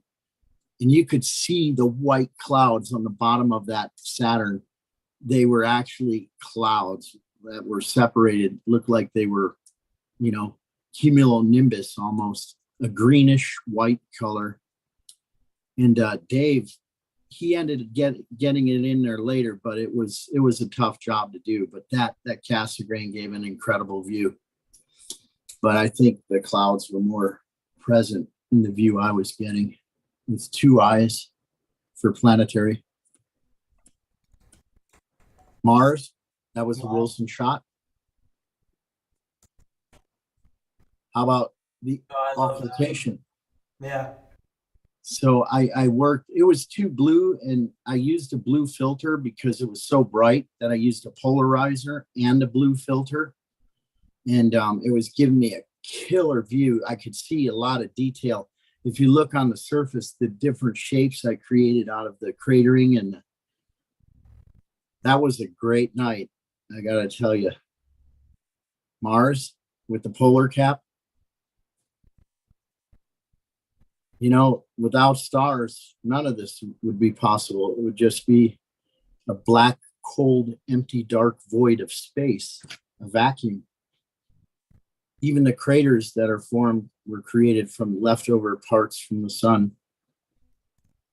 Archimedes crater this is. This is the raccoon moon I was telling you about. I never got to show you. I wanted to, so I tried to paint Bosco in there. See how he's sitting inside there? And his hands are crossed and he's got his feet there. And up top is his eyes on the right, nose. He has a little nose. Oh, okay, okay. I was trying to make it Bosco, but somehow it looked more like a raccoon than my dog. But it's pretty cool. Different. I have fun with him. Yeah. So, you know, our atmosphere and everything's been formed from, right? The sun, stars. Being in Mexico with my father, watching the moon set on the beach with earth shine across the bay of Zuatenejo. Amazing picture. Beautiful. Even we were created from stars. This was my trip from Alaska, which is an amazing place to go. But you want to go there when it's dark all the time later than, because it didn't get dark till 11 o'clock when we were there. That's my wife and I in the woods. Nice. Notice all the green growth around the dead tree as it decays, and it just recycles and feeds the other trees. It was so plush and like a rainforest. Just an amazing trip. Beautiful stars, dark. When stars blow up, you know what happens. Hopefully Betelgeuse doesn't go and be as bad as they think, or maybe it already did and it just hasn't got here yet. That'll be a good view though. This is the Crab Nebula. All right. That's That's spectacular. Assisted photo sketch. I used some looking at the Malincam Exterminator, which is an amazing camera. This is another dead star that we all know about, M57. This is actually from Mount Wilson. That's a cell phone snapshot looking through the Wilson scope. So if that is that basically what our sun will do, right? Someday blow up and turn into That's one what of they those. think. Yeah. So where would Earth be in the scheme of things if this was our solar system? Would it be in the ring or? This is the Ring Nebula, which is, I think, roughly 3 light years across. So, Right. You know, definitely would be past past the Earth. The Earth would still be contained in that dot. Okay, I guess the orbit. Okay. And maybe all of our planets would be, and in fact, they would be. So yeah, but you know, this is you know, it shedding off its outer layers of its atmosphere. The stars that's M57. So the stars turned into a white dwarf. It's so hot, and you know, it's you know, now a carbon, you know, type of star, and it's exciting the gases to glow like a neon tube, you know, so Wow. it's beautiful, and you know, we're kind of looking, you know, it's a bubble, but we're seeing through it, so you know, it's diffused as well, so it looks like a ring around the star, but in fact it's Right. cocooned in a bubble of Yeah. gas. Yeah, and you're just seeing the brighter part of it because you're seeing the edges. So, Yeah, like our sunset. When you see a sunset, it's the that's same right. effect. That's a great analogy. Yeah. Okay. I got to keep it moving. I got a lot to cover. This is another famous one. These are showpiece nebulas. And folks, if you get a chance this summer, it'd be a great time to look through somebody's telescope and see what these really look like. They don't look like this exactly. The shape is there. This is through my 28, and Mirko took it with a ZWO camera. I was pretty happy with the result. You know, they say you can't take astrophotos with the Dobsonian, but we're doing it. Oh, but you can. Yeah. Yeah, right. this is one, you know, right there. Here's another dead star. What's nice about this is even in a open cluster, such as M46 in Puppies, it's a beautiful sight to see because you see it, the open cluster. And then if you have a filter, that actual ring nebula is similar to the ring. It's a blown up star that blew up. So it's probably really old, maybe one of the first stars that formed. I'm not sure. This is kind of what it looks like when you use the binoviewers with the 32-inch or the 28, and you zoom in, high power, not too high, just enough to resolve. and then the filter gives it a little color. It's still very much monochromatic. Our eyes don't see color that well. On a super transparent night, yes. Here's my latest sketch of NGC 7009, the Saturn Nebula. So this was actually through my 28, and it's in Capricorn, just above. It's an amazing one to see. It always has a greenish cast. This one's monochromatic, but I'm almost happier with this than the Wilson. But that's the color version. Looks like a genie's lantern, you know? Yeah. It's amazing the different shapes the stars blow up and they cause, you know, one of them called the hourglass, the spider, the ant cocoon. I mean, there's so many different ways they can blow up, right? Right. Cat's eye. Beautiful. Hey, Bosco, not now, dude. Come on, he's hungry. Boss, you gotta go. Now, you like that? I made my cameo with my dog. It was supposed to be like a movie where he was coming up, but I thought it was fun. It's fun. So this telescope here, if you look at yourself, you can see how happy you are when you possess this instrument. This is, Scott, you might have seen one of these before. Yeah, I might have. Look at the beautiful, I mean to tell you, but you know what's deceiving is the performance. I mean, it looks good, right? Looks nice. But the performance is better. That's what I want to tell you. It's amazing. Thank you, John. Hang on, something dropped. I got to go back. Another technical. So Tarek from the UAE is asking, John, what is a good scope to watch and image planetary nebula? Well, I would say anything from the smallest. You can see it in the small scope, but it's not going to give you the image scale. I would say 8 to 12 inches, depending on your capacity and ability to handle, you know, big instruments.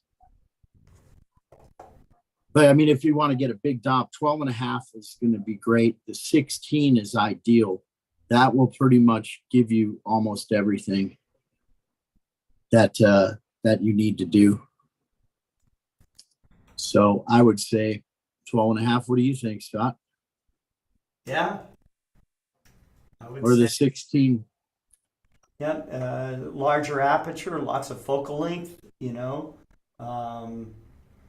Depends on how, you know, some of the planetary nebula are pretty challenging, you know, because they can be small. You know, of course, we've got big, bright ones, and they're beautiful.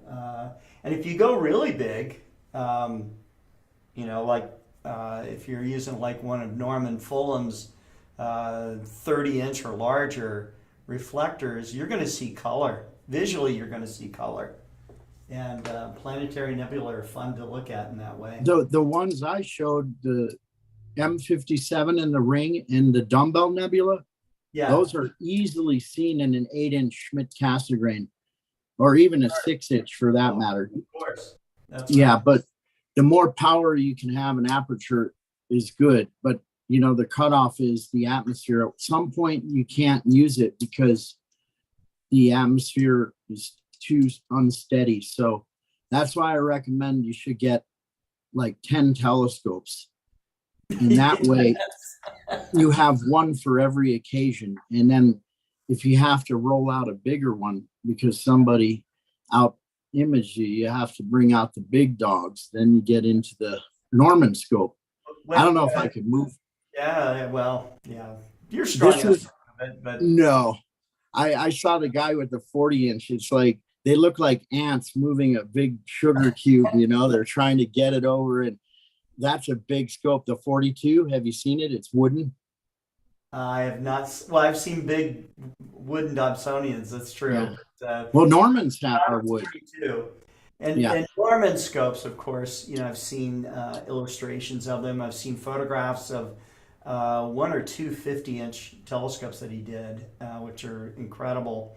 But Doug Struble, who's an astrophotographer who works from his home, his backyard observatory, which is just a few blocks from downtown Detroit.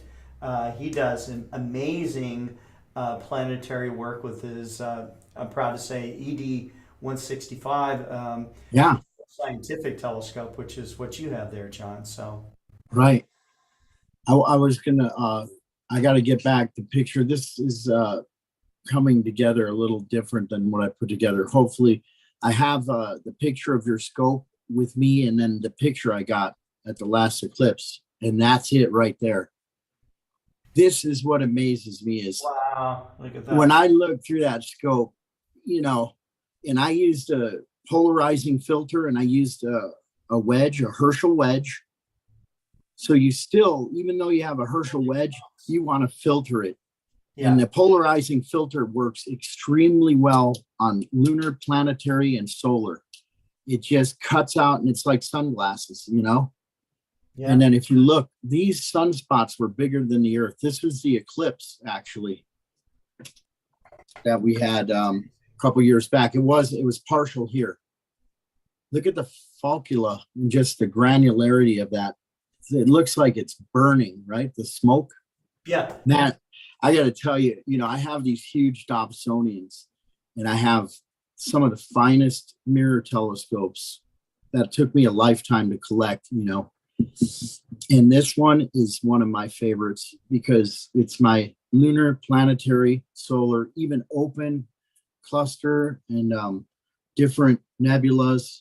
Just absolutely incredible to see. Like Orion, when you look at Orion, the colors there, sort of, to me, I see color. I just see it because I probably imagine it. But I mean, I always swear I see a slight pastel hue of pink and green in almost every scope. But the rest of my vision's gone. And, you know, when it can resolve sunspots like that, it's amazing. I just love it. Thanks for getting me that one. This was actually from our night. The Great Conjunction, right? Saturn, Jupiter. Remember, we were broadcasting? Yeah. That's a screenshot of the video from YouTube. I had to clean it up a little. You know, being an artist, I can fix things, you know. This was the night when I showed you that big Schmidt-Cassegrain right before. This was a night at Pinos. So sometimes I bring up two scopes. That's the 28. That's a 22 behind there. We got up early just to get a spot. It's so crystal blue up there. It's a local great spot to go. That's me at the helm. I think I showed you this one before, but I want to zoom in. Look at the video, how awesome it is to use video as well, right, as live views to show people the heavens. And you know, I just got in the membership to the Astronomical League, and I'm so happy I did, because there's so much going on there and so much information, so much you can learn.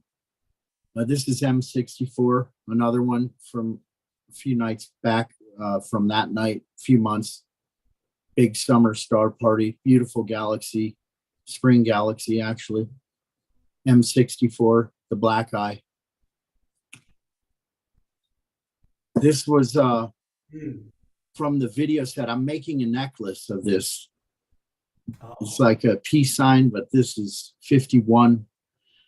And it's going to be cool. But if you can imagine, it's like the eyepiece view, like you're looking into the eyepiece.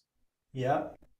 And you can just see that black field ring, field stop, you know, like those 92-degree eyepieces you have. That's exactly what it looks like, dude. It just floats right in the middle and pops out, and it's dimensional. I must tell you. Beautiful. Incredible. There's the actual pencil sketch. Softened. I did a little work after digitally to smooth it because it's a little rough when I first start. This is my latest. It's from last year too, but I've been working on it. You know, what I'd like to do is I like to get my basic sketch and a good layout of the actual what I'm seeing. And sometimes I might have to write notes. Usually I can just make a mental note of what I can see and jot down most of it. Just get a general shape and some of the better clouds, and then you fill it in later. From, you know, these are cumulative views. This may have taken me 30 years to get it to where it is today. Because each time you go out and look at it more and use someone's bigger scope, and you get different nights where it's super clear, super transparent, or if you can ever have the honor to look through one of Norm's scopes, you would see that on your first time out. But yeah, that's right. This was Mars at 5.6 arc seconds. So this was on April 28th. This is a sketch. And I was using my 18-inch Starmaster Zambudo with the binoviewers. And the thing was so small, I had to jack up the power. I don't even know what I was running at, but I was using the power switch with the binoviewers. And then if you do planetary work, you got to have binoviewers and aperture. But when you see Mars that far away, it doesn't really exhibit that kind of detail. But I was actually seeing a little surface detail. I think there was a storm going on there too, because some of it didn't shine through. What looked like it should have been there wasn't, like on the left side of it. Mm-hmm. I think that would be west side, maybe. And then the two polar caps were prevalent. And that's pretty good for 5.5 arc seconds. Yeah. You don't usually see that unless it's at right up close at its best opposition. Venus, folks, if you get a chance right now, get out and look at Venus, because I can tell you this, even with a small telescope, you can see some surface detail. I've never seen the clouds of Venus before till this year. And I have to tell you, it's really amazing to see. They're not like, you know, popping out. You have to really stare at it and concentrate and wait for the moments of killer seeing, but it comes in and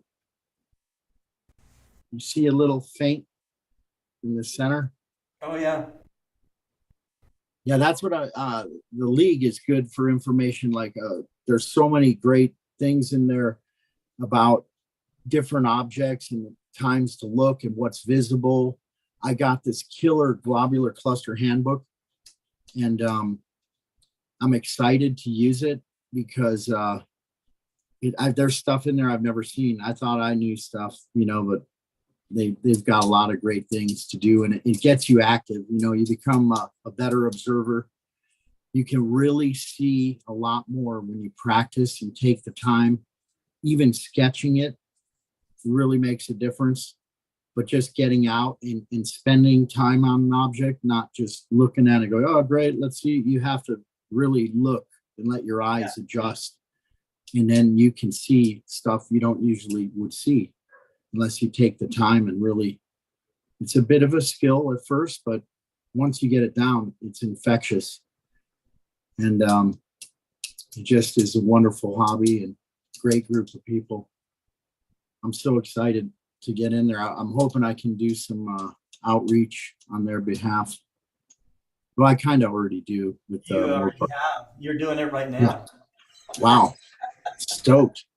Hey, I watched the league one you guys did with Terry Mann and Carol and the other fella. I was familiar with those two because I corresponded when I joined, but sure. Yeah, that is amazing. Those lights, the auroras, what we're getting right now. And boy, I think they were seeing it down in Florida. I heard the aurora.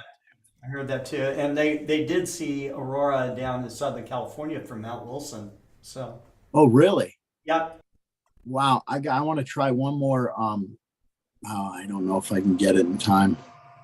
We're probably getting pretty late now, huh? It is getting that time. Yeah. Yeah. All right. Time for let me Scott to just- go get dinner. Yeah, I'm sorry. Let me close. I hope I didn't go on too long. No, it's okay. It's okay. The next time I Those do are this, great it will be- images. So I apologize for the technical issue. That was on my behalf. no, But that's not- here's a cool shot to close with. And you know, just getting out and looking with your eyes sometimes is you know, you see great things, and always look up and just remember the universe and how lucky we are to be a part of it and to be able to see this kind of stuff. It's just a loose sketch, but I was enamored by what I was seeing. You know, the trees, they're just coming back, and they're kind of weaved. I got all these trees out front. I never really liked the tree because it's fallen on my car and it's a dirty tree, but you know, some of the views I've had with this tree have been pretty special. This is just a loose pastel style. It is digital, but you know, you can paint with any tool. And you know, doing these little just sketches like this is amazing how much more you can see when you observe, and it just enriches the experience. And just doing it, you know, getting the equipment and getting out. You don't even need the equipment, but I mean, if you want to get close, you could just put in an eyepiece and you're there, you know. But what a great thing to be a part of, and I wanted to share this one. I thought it was cool. Thank you. All righty. It's a great image to close with. That's great. Thank you. Okay. All right. Thanks, everyone. Yep. So let's, you know, I want to thank everybody that participated as a presenter on the 120th Global Star Party. We'll be back next Tuesday with the 121st program. You know, so I'm real excited with some of the new presenters that are also coming on. And if you watching out there would like to present on Global Star Party, you have a nice little program, you want to talk about an experience in astronomy or your live images through your telescope, or you know, even we've had people musically gifted that have shared their talents on our program. I think that's wonderful. And thanks for participating also from the audience side, our presenter side, and we're going to go ahead and wrap it up for the 120th Global Star Party with the theme of Starshine. So take care and keep looking up. Thank you. Good night, everyone. Good night. Good night, everyone.